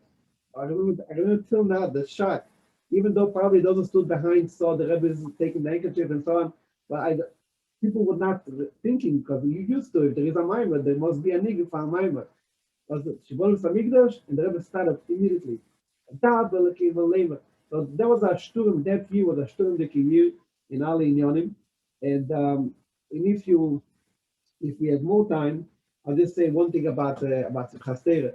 That year, Simchas Torah, Lamed Vov, when I was by the Rebbe, I was under the table with the kids, and I saw the Rebbe's hakafas from Mamish. You know, when you everyone who was by the Rebbe knows that there is a huge chiluk where you stood in 770. How close you stood to the Rebbe. It was a huge chiluk. So that's Simchas Torah Lamed Vov. I was Mamish under the table. Mamish with the Rebbe's feet. And I remember how the Rebbe used to make with his head, the Rebbe used to put his hand on the Rashag. I remember that the Rebbe used to put, maybe Rabbi Stone, if you remember, or father remember, the Rebbe used to put the Rebbe used to take his sharvul, his sleeve, and put it on the Rashag's, remember that? I don't know what the pshat on that, pshat can be, but I think that's what I remember from the boss in the bleeding cup. Anyway, the Rebbe used to make with his head, the Rebbe's face was shining, and it's hard to describe the Rebbe's face with Chaser Ba'akofes. And the Rebbe made to every paramida and then to the kids. Mamish equally, to the same way. He made the paramida or to the kids. So I remember that. So in days I came to 770. I said I must be next to the Rebbe's, next to the Ches. I was standing back there, but after that year I never stood there. Why? Because as mentioned before, the Rebbe spoke 2 sichas Leil Shmini Atzeret. There was 2 sichas Leil Simchas Torah. And from that place it was harder to hear. So after that year I changed, and I was standing every Simchas Torah by the Rebbe's bima from the davening. However, that's Simchas Torah. When the Rebbe finished, the Rebbe came out of the Chet after the kafir. So the custom is to be, the people used to scream the Lebene Barayor, and the Rebbe used to say Amen. Anyway, the Rebbe came to the beginning of the Shvil, and the Shvil used to be full with people, and literally you had to throw out bodies to be able to let the Rebbe go back. But the Rebbe is standing and waiting because there was no way to go. The Rebbe had to wait. But I'm standing mamish next to the Rebbe, and I see people scream the Rebbe by Yor. Was a 70-year-old boy. So I said quietly, not quiet, loud, but not screaming. I said the Rebbe by Yor, and the Rebbe didn't bechal move. Like it was like, it was like the second thought to me. The Rebbe was telling me, it's not for you, it's not for kids. It's for elder things. But then, what I remember, how the Rebbe was holding this small Sefer Torah with the hand like this, and the way the Rebbe stood, and I was mamish standing so close, the Rebbe's face, you felt the Rebbe was not there. There was such a reimimus. I was standing next to the Rebbe. There was such a reimimus at that moment. The Rebbe stood as the Rebbe didn't see the shvil, didn't see the people. He wasn't there b'chlal. And it felt you saw what made the Sefer Torah Rebbe. So just our personal memory. And then after that, all the years I was standing on the other side. And Taka, when you stood by the Rebbe's Omad, by the bima next to the Rebbe's wall, it was very hard. It was not easy to see the covers. Of course, when it came in Ches, it was the bima, and this was much easier. But the years before, just one more word, and then. One more word about, based on what we gesagt, the ganze Verbringen Heint is kein Minisch als der Rabbi, 40 Jahre. So first of all, as the Rebbe grabbed the Welt Schokolzach and Kesseler, why it's important to write every letter, every Jew letter secretary. It's like, as a bocher, you live in 70, you didn't realize the Welt Schokolzach and Kesseler. It's now 40 years later today when you're in the real world. And you see today with Corona and everything what's going on with the Welt Schokolzach and Kesseler, you understand what's made of the Rebbe Zog.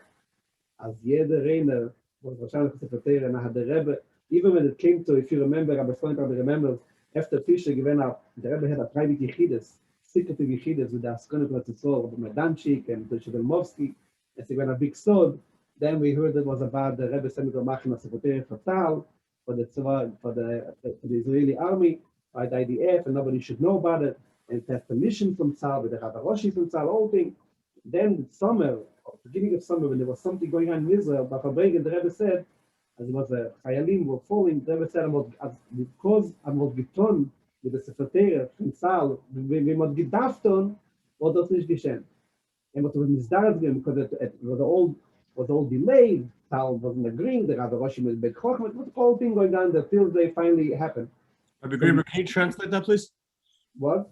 Can you translate that? Translate what? What the Rebbe said. The Rebbe said as if everybody, if the Askonim would complete, would start to prepare in time, and the Rebbe told them, the Hayalim would not die on the front. That means that when we didn't understand, I was a kid, we didn't understand what's made of the Rebbe Zog Machan Sefer Torah. The Rebbe Poshet hat geraten mit dem jüdischen Volk die ganze Welt. We didn't understand what made the Rebbe Zog Sefer Torah. The Volk stand, a Rebbe Sefer Torah, a Mifta von Rebbe. It's not a Mifta von Rebbe. When the Rebbe Zogt a Zach, the Rebbe Poshet meant to keep sure that the Rebbe protected the entire Yiddish world, the Rebbe protected the world to not fall apart. And the Father Rabbi Sonny said before, I'm schreiben, it's very important that the Rebbe Zogt a Zach, Hein, and we said that the Welt fought voneinander, the Rebbe's word that we have to make the Sefer Torah and Take nicht the Sefer Torah wie man getan etwas ab. Moshe, the Rebbe said, one of the Rabbi Sonny remembers, one of the Fabrikas, the Rebbe said, as a feeble die, was sich verschrieben, Mashiach Sefer Torah, in the Rebbe, the Schwert geist nach Sefer Torah, darf man sich verschreiben noch einmal, Chadoshim Abkorim, noch einmal Itzter, in the Sefer Torah from the 8th so. That means that what they did in Kronites, the Baal Shem Tov Sefer Torah, so a große Sache. Mashiach Sefer Torah ist auch eine große Sache. Mashiach Sefer Torah, was kann größer sein von der, aber der Rebbe, als der Rebbe heißt, machen sagt, ach, das ist so, darf ich machen, geht zum Baal Shem Tov Sefer Torah. Das machen Sefer Torah, ach, das ist so, der Rebbe geht. Das ist eine Sache, als der Rebbe sagt, das ist die Sache, darf ich machen, Baal Shem Tov ist eine große Sache und Mashiach Sefer Torah ist auch eine große Sache. But that's not, those are the Rebbe say, oh, gibt es Sefer Torah. I'm just saying, with that verstehen, and the Rebbe gives a word, it's not a word. Das ist eine Sache, was Mamash keeps the whole world together. Und der Vater Rebbe says, Pikuach Nefesh, the Rebbe sees it, we don't see it. The Rebbe says, Pikuach Nefesh, every 8 years. What does that mean? The Rebbe Poshet, Nirate Beged Midi. Not a joke. And then there's one more thing about Koyesh at the Rabbi is Avon, the Rebbe said, for bringing him base. I never understood, and because I happened to be Misazik in Indian, I understood it. So that's interesting word. The Rebbe said, remember, I was only remembers, as Sebet Aldebach and Pelish Esforim, with the Baal Shem Tov and the Gilda from the Rasad, and was Sadi Goen. The Rebbe right away said that I said to someone about a unit from Pelish Esforim, he said, Chagas. So the Rebbe said, I told him, every person has Chabad, and he has Chagas also. So Chagas is a Echad. So then the Rebbe said a mere interessante word, which I was puzzled for 40 years what it meant. The Rebbe said, I'm schreiben, when he's going to print the Sicher, he's going to print the Anocher, and Melach maybe remembers that. When we get schreiben the Anocher, noch Shabbos, we should write, I'm not me'asher and not mevatel. I'm not me'asher, I'm not saying that Sidazay. I'm not saying that the Asezemes, as the guilt from Rasag, and I'm not mevatel that he is not. So what is that? Yes and nicht. What does it mean? I'm not me'asher and mevatel. The Rebbe accepted or not accepted. Then Shabbos later, in the Ores, was geschrieben, it's not the it's a bewusste Meise, but shows a guilt from the Eden Tzvas. Everyone knows about he was a guilt from the Tzvas, and then there is another sefer that says a guilt from Nishmas Chanech, and the Noach a sefer that says that, and the Rebbe, they also the Rachaim, that if the Rachaim would go to the throne, the Baal Shem Tov, the meets, the is Nefesh the David, and his word the David. So what does that mean? The Rebbe gave a whole sicha. The Rebbe explained, Faran Tvei Inyan Migilgulim. Faran Neshama Yishana, an old neshama that comes back to this world. That's a Gilgul, a regular Gilgul. Then the Faran Inyan and Gilgul, the Rebbe said, as in his Galga Neshama, mitzad Inyan Miyuched, but this Neshama needs to Uftan. It means that the Rebbe said the Baal Shem Tov is a Inyan Miyuched. He also add on Gilgul from this Inyan, but the Baal Shem Tov himself is not a Gilgul. So I still never understood what exactly it meant. So lately I found a Fabrengen from the Haolami with Gimel, and the Rebbe said that the Erste Sicher, the Rebbe says, and it's why we say it, because in Teres Menachem, they changed it. Teres Menachem, they're printing now the Sicher, they changed it. Why they changed? Because they never understood. They never thought that could be such a thing. The Rebbe said, I spoke about the unit from the Alter Rebbe, the Neshama Chadosha. But the Rebbe spoke the Lashon about the Baal Shem, the Alter Rebbe, the Rebbe said, both of them Neshamas Chadoshas. And in Teres Menachem, they took it out because nobody ever heard about Shem Neshama Chadosha, so they wrote the Alter Rebbe Neshama Chadosha. So I checked with the other Anocha from Arle Goldstein, also the Neshama Chadosha. And in Sichas Kiddush, I printed the Neshama Chadosha. So I went to look into it. So I found out that there's a few other places the Rebbe it comes out from the Rebbe as the Baal Shem Tov was also some kind of a Neshama Chadosha.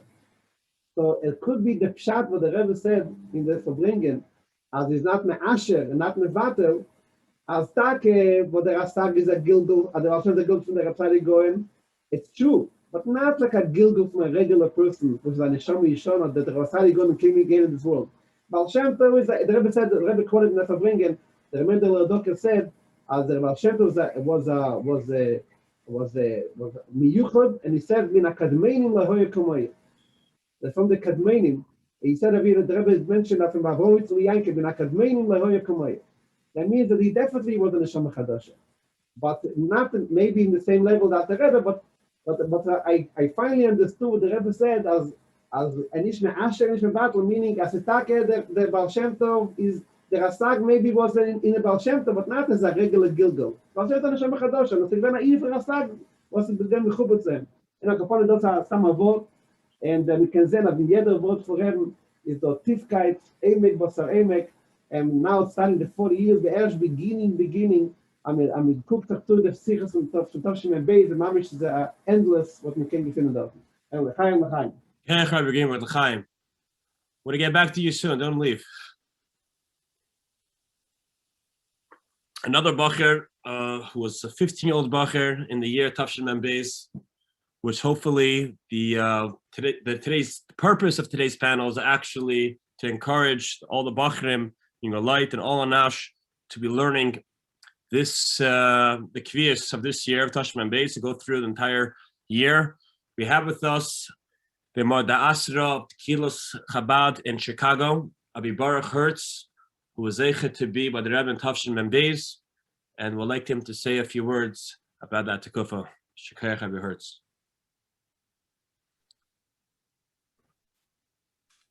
I'd rather listen and speak.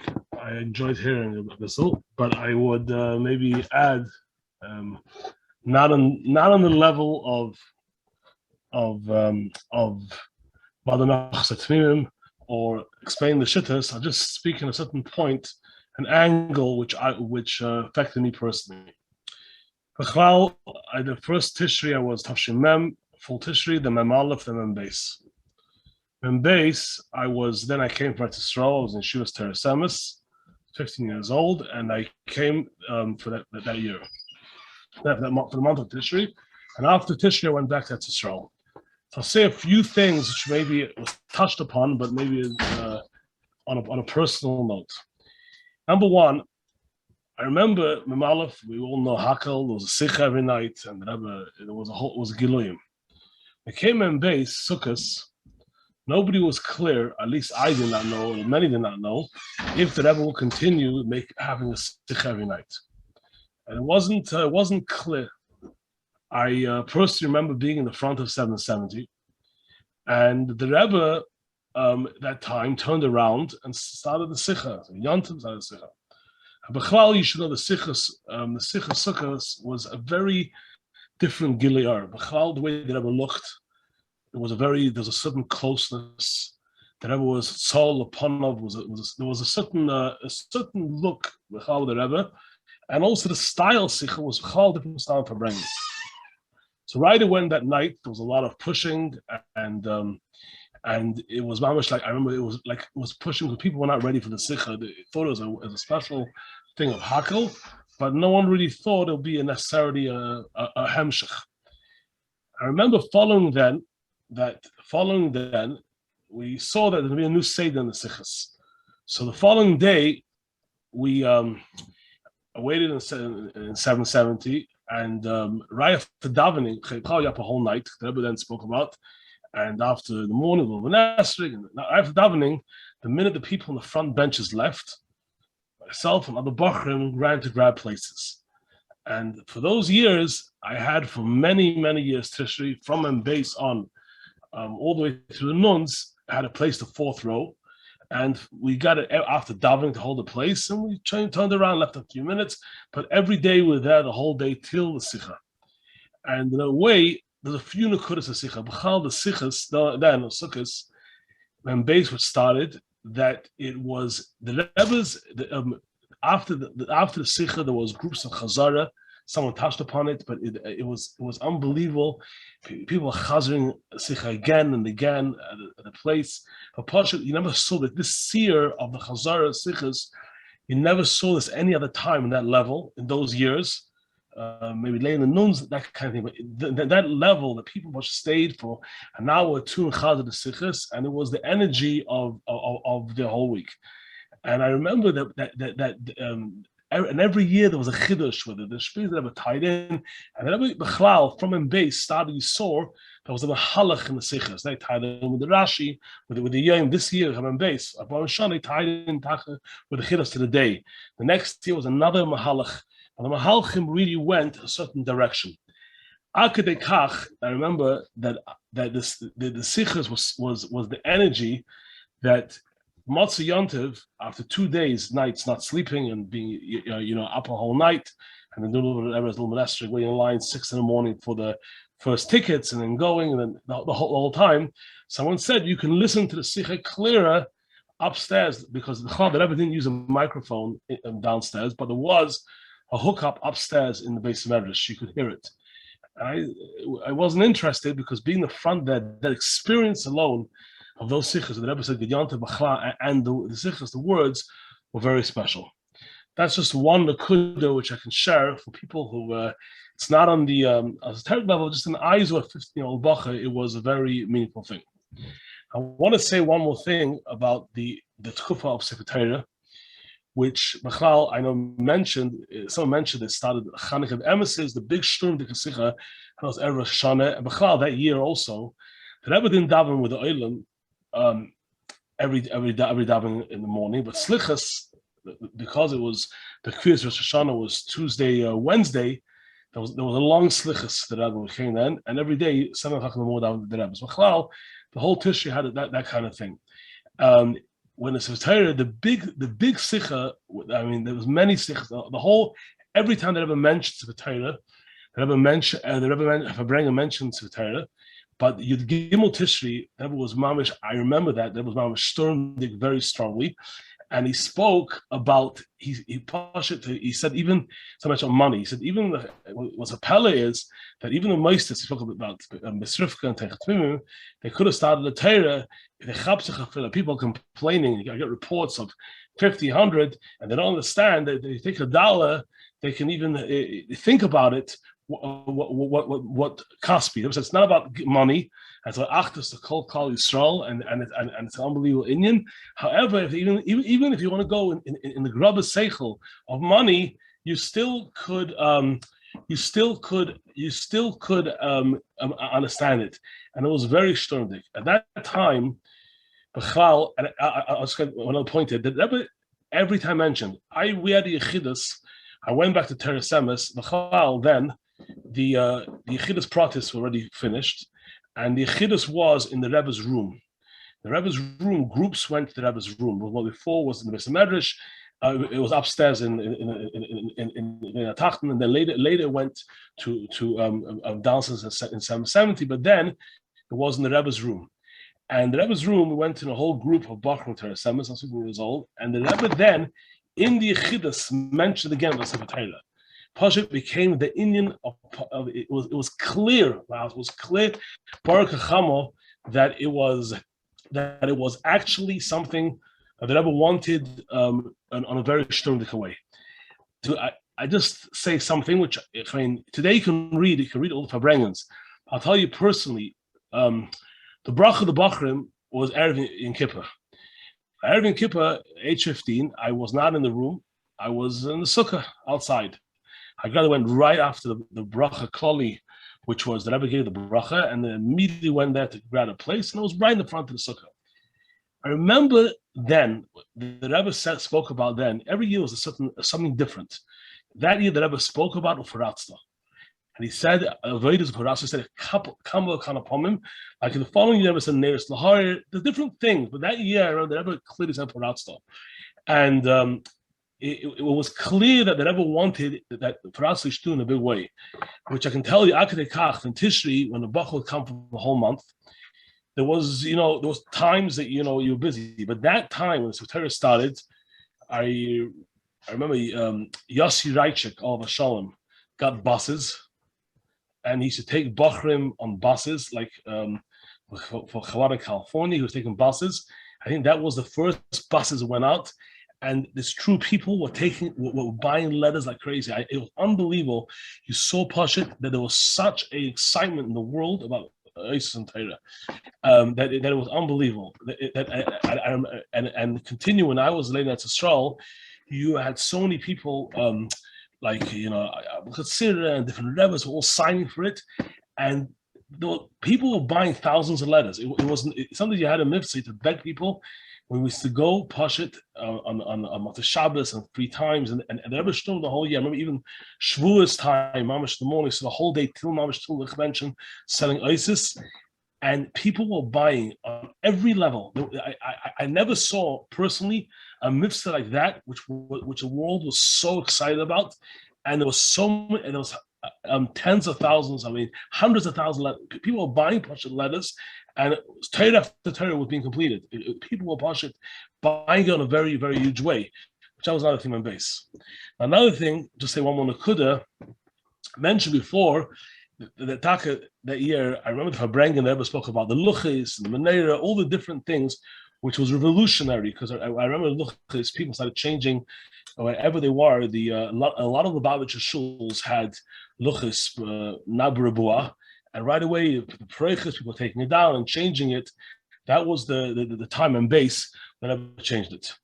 One of the things that Rebbe Fabrengen spoke about a few times, and it's all from memory, that Michoel, he said that he was talking there about l'chaim, it came 4 times. Rebbe said that you should take a mashka and have a little bit of l'chaim, and then so the shaila is, what do you do the rest of the bottle? You can't drink so much mashka with the rest of the bottle.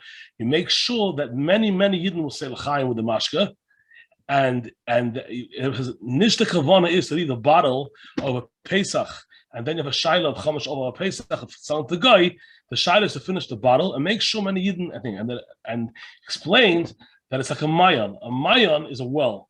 When you have a mayan, even 1 drop of water is matar the whole thing, and then it's like a well, and the Rebbe then tied it into the Torah again, and said that Yiddish buys 1 letter. Even the Rebbe explained in the Pilpul that it's not really writing a whole Torah. It's mashma the Torah. Every Yid needs a letter in the Torah. When you're buying a letter, your mamash has a shaykh the whole Torah. Without your letter, the whole Torah can't exist. And he spoke many times that it's different. And I mentioned 4 different, like Sefer Torah writings. This is partially in Achtis Yisrael. When at that time bringing Simchas Torah, because of the whole Tkufa, which was then Bechlal, there was Masira Shtachim and this, the Rebbe was screaming then, and the Rebbe spoke about then again that he doesn't realize, tied in again to the Torah, 1 letter, 1 yid, 1 piece of Yisroel. It was all about the Nakuda that a yid has an erech 1, and you see Taka that in this thing there was such an acceptance in the world that it was an unbelievable way. This is just a few nakudas of Tishrei. There's obviously a lot of things. I can say one more thing. I remember that year was the first time that I ever went on steps on Napoleon's March, and it's interesting that even though it seemed like in a way it was changed, because in the past I never climbed in a chair. However, the simcha was not anywhere less, and the Rebbe was unbelievable. That base specifically, I remember, was the Rebbe was very, the tnu was very strong, and they were in the most unbelievable way. Bechlal, we should know that year, as the Rebbe introduced Simchas Torah, the whole Simchas Torah, he was talking about the 7 days of dancing the streets. That was a whole. It seemed like a whole new Seder in Lubavitch, and a whole new kibush in the world. And that's just Stadt. Rabbi Hertz, what changed that the Rebbe changed from the chair to the stairs? You know why it changed? Mm-hmm. I was 15 years old. I can't answer the question. I'll be very honest with you. I'm sure the grace of there's a Gashmistic answer. I think the Gashmistic answer, which made my grab a seichel, but I don't know more than that. I only say what I know. In the eyes of a 15-year-old bacher. You describe the scene from the eyes of a 15-year-old bacher of Napoleon's March from from before the Kaddish, and then Rebbe Okay. moved on to the stairs. I'll tell you something very, very poshut. I was 15 years old, and a 15-year-old bacha is not a strong. So the entire Yom Kippur, I was the bracha. I pushed by the front of the sukkah, had the bracha of the bacha. The entire day I stood. Entire day. Begashmas v'ruchas, and I stood in the front. And then I pushed from after the end the best of my ability. You know, it's like not. I remember when I was young and I first came, I tried to make my own place at Tkiyas. I thought I'll have a Getsisa, B'Shas Maisa, but I said that has to happen. It's not the worst place. It was Pashat, the thing. Well, Bacha, you know, a little kid pushing, but I can tell you that as we got into Mincha and the Ilan and the McKenna with Colin's March, it was such an uplifting. It was unbelievable. And then, if I remember correctly, it's all from memory, the Avinu Makena was very long that year. The Avinu Makena was very long, and the Rebbe Chlal, it wasn't stam. The Tnuus was very long. The Rebbe at that time, some years the Rebbe's talis was Michoel closed. I'm just telling you, it's all from. But that year, if I remember the Rebbe's talis was not closed. You could see the Rebbe right away. And I know you can correct me if I'm. It's all mamish from. But it was such a kiruv that you almost felt like it was unbelievable kiruv. That's one. That's I can say. I want to say one more thing because you're asking also. B'chlal Shminat Atzeres, the many years I had was opposite in 70. Now I know that I was spoke sichas. That year punked. Later years I had a much better place, but it wasn't so close. But it was much better. But you couldn't hear a sicha. The noise was too high. I don't know who heard. Maybe the al-Chayzrim right near there. But I remember Gashmias. B'chlal you should know. I mean, for people who were Simchas Torah, there's a lot of people in 770. It was much harder to hear the sicha pushing. It was much harder to hear. The sicha before Akofis, Shminat Atzeres, was very hard to hear. That year, I was happy to be closer. And I remember some of the nekudas of that sicha. But I'm saying Michoel was also the chiddush. That was also the sicha because the Rebbe Michoel, I don't remember then. I don't remember much after. Maybe if I'm correct, I'm not. I don't remember the Shminat Atzeres by night should be Michoel sichas. 3 sichas. I don't remember. So that was an unbelievable thing. And also the Isis and the sichas was very strong. There was very strong between in those sichas. Thank you very much, Rabbi Hertz. L'chaim. The ruach of Simchas Torah lasts through the next couple of weeks and months and throughout the year. L'chaim to you. Rabbi Slanin from Binghamton. Was there anything you wanted to add before that you didn't have a chance to? About the Torah signing up people Yidden Erev Shabbos. And I think you mentioned to me earlier on the phone that the Rebbe wanted a doch before every Erev Shabbos. Yes, and I mentioned it before when I spoke.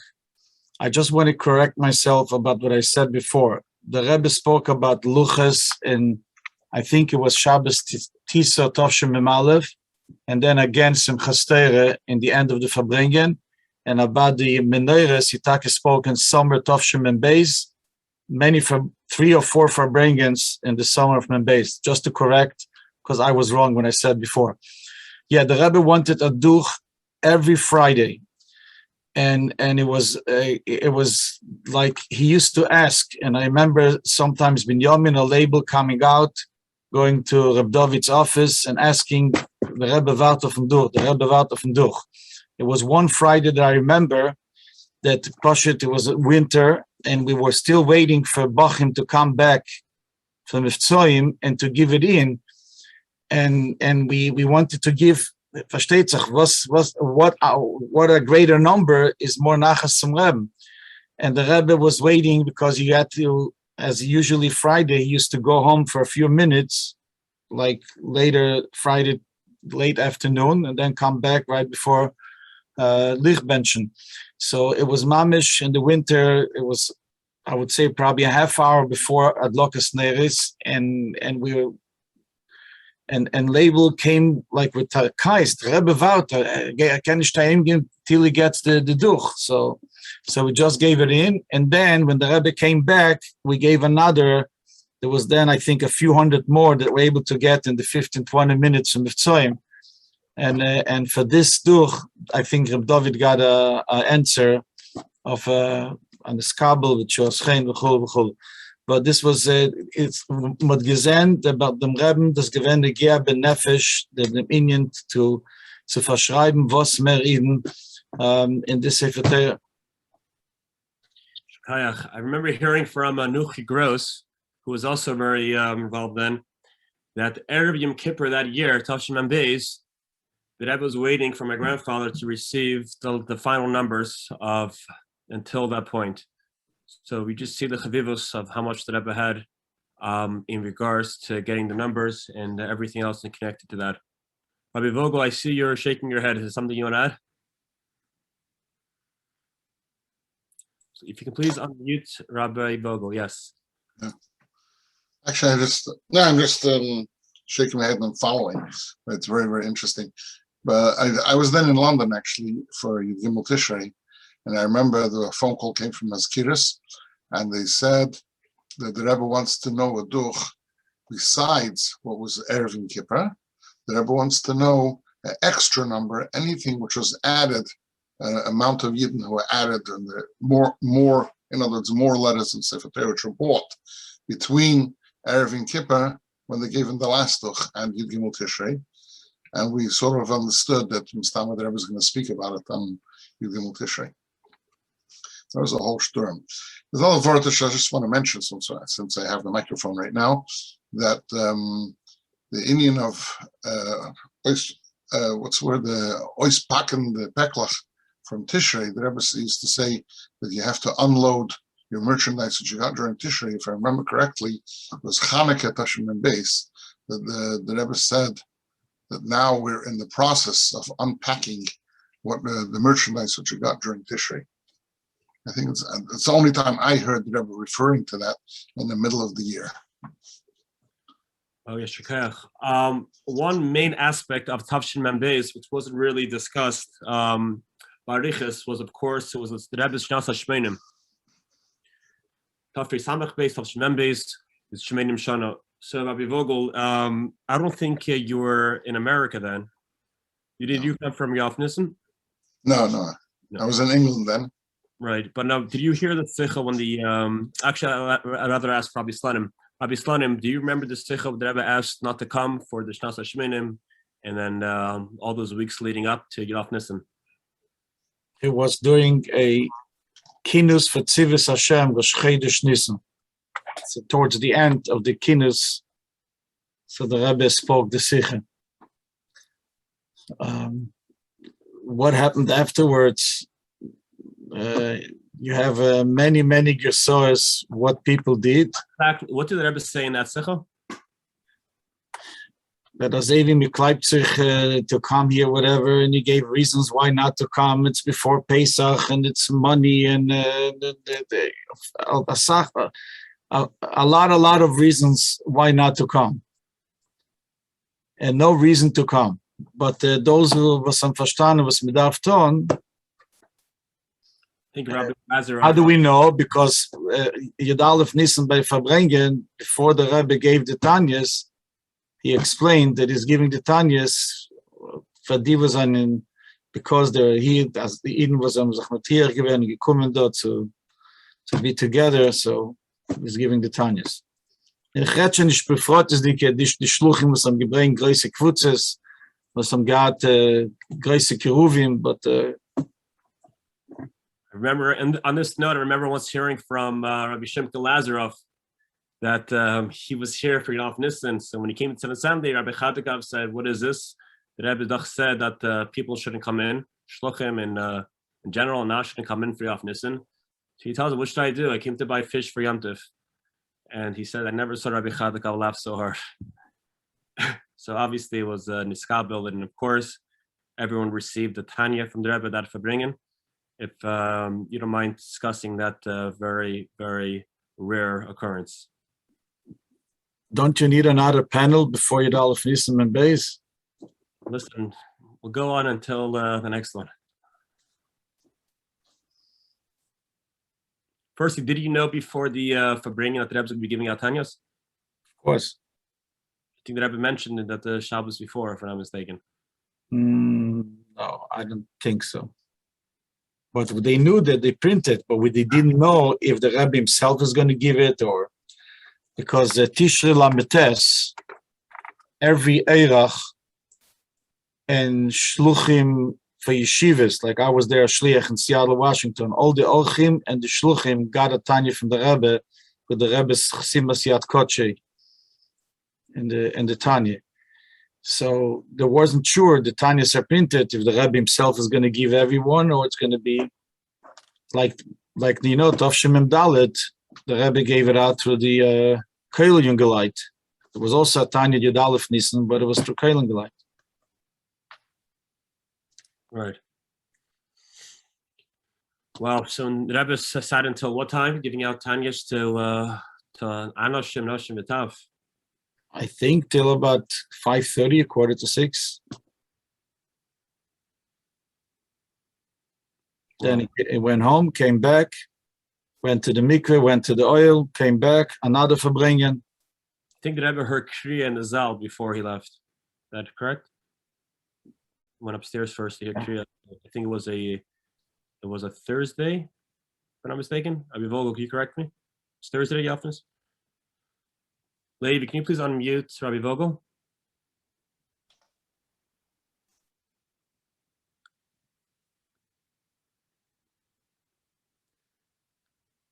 Rabbi Vogel. Checking Chabad.org. Oh, he's checking Chabad.org. Anyways, No, Yud Aleph Nissen that year was on Sunday.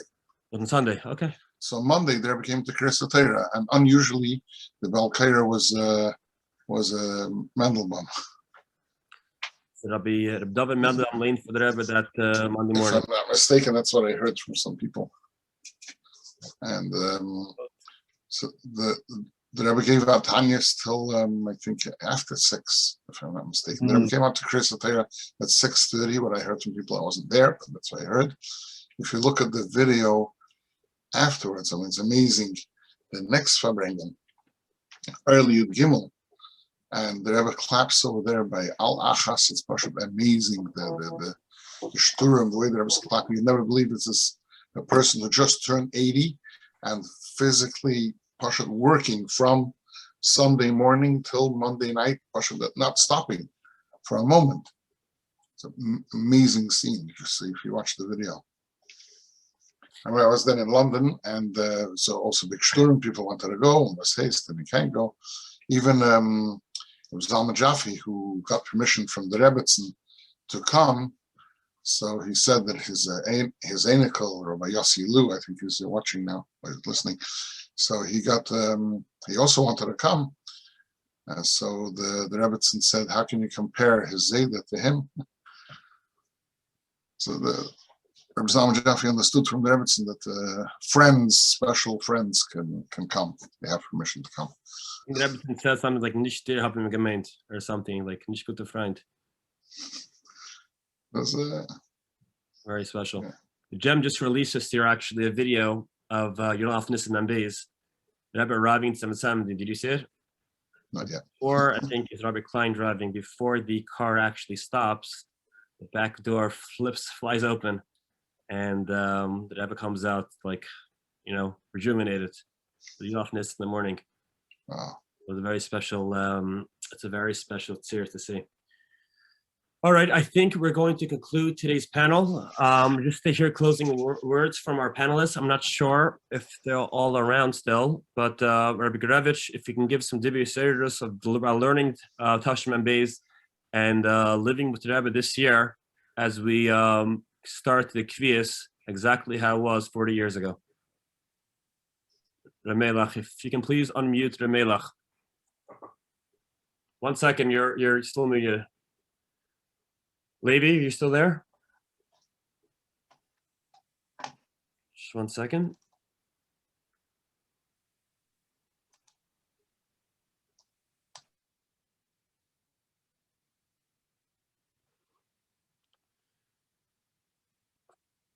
Can Rabbi Gurevitch please be unmuted? Hey, now? Okay, perfect. Okay, Baruch Hashem. L'chaim, l'chaim. L'chaim, thank you to everyone, l'chaim. And the Pashut Nekuda is a very simple thing, that from Membeis, Bias Moshiach, we got, when you learn the Maimer Basilagani from Yud Aleph, but the Rebbe brings the concept of Adera Shvi, that everything is more practical in Adera Shvi and all of that. And the Rebbe brings it weiter and weiter, and we have to, als Shluchim, the Rebbe's Kinder, you have to work and basically bring it to the point as the Rebbe's Olam Nachas and the Rebbe's language in this is Zenzach Dodla Mato, in Hertz Hashem, Moshiach Zal Shem Kumen, and that's it. This is basically what we all need. And if you're talking about Beis and the Sichas over there, with the Uftuvatrum, whether it's a Sefer Torah, whether the Rebbe read about in Sefer Torah, which is Achdus Yisroel, Vogel, and in one of the Sichas is with the Bochum have to, when they go, this is actually from previous years, the Bochum have to go and Mefid Zayin, Vogel, and Ufton, bringing some, in Yud Aleph, to bring some people to 770 from those shuls. Think about it. This was all then. And what's now? Now it's 4 years later after Membeis, but the Rebbe started, I feel that the Nusach Hashanah, the Shem Hashanah, is Bias Moshiach. And now we are 4 years later, and we need place in this. Yes, whatever is happening in the world. When we know the MS, Kamen should play from them. You can't run away from it. And the MS is by us, and the Rebbe speaks so much about that we get it from the Rebbe, that we know the Derech Emes, and Derech Emes is Poshet in the Flernen, Mefed Zayin Chassidus, and bringing Chassidus to everyone, and bring everyone closer to Yiddishkeit and closer to the Rebbe, v'chulu. The Rebbe had Avos Yisroel to everyone, okay? And this is a big deal on its own, just when you read some Ikras Kedesh, v'chulu, this is Merendik. Anyway, just to make the point, to organize, you want me to just to finalize this whole thing, is, again, the Junge Chevre, the Bochum of our time, and we all have to do what the Rebbe wants, and know that, and often more and more. L'chaim, l'chaim. L'chaim and Elimelech, Shekayach. Rabbi Slonim. Rabbi Slonim, you discussed earlier about making a hachlata at this kinnis, at this panel, this Fabringen, about actually being Messiah, Sefer Torah. L'chaved all the Talmidim, Yeshivas Teim Hatmimim. If you can please be Messiah this Fabringen and give us some Divrei Sederos to continue this whole year. Chaim.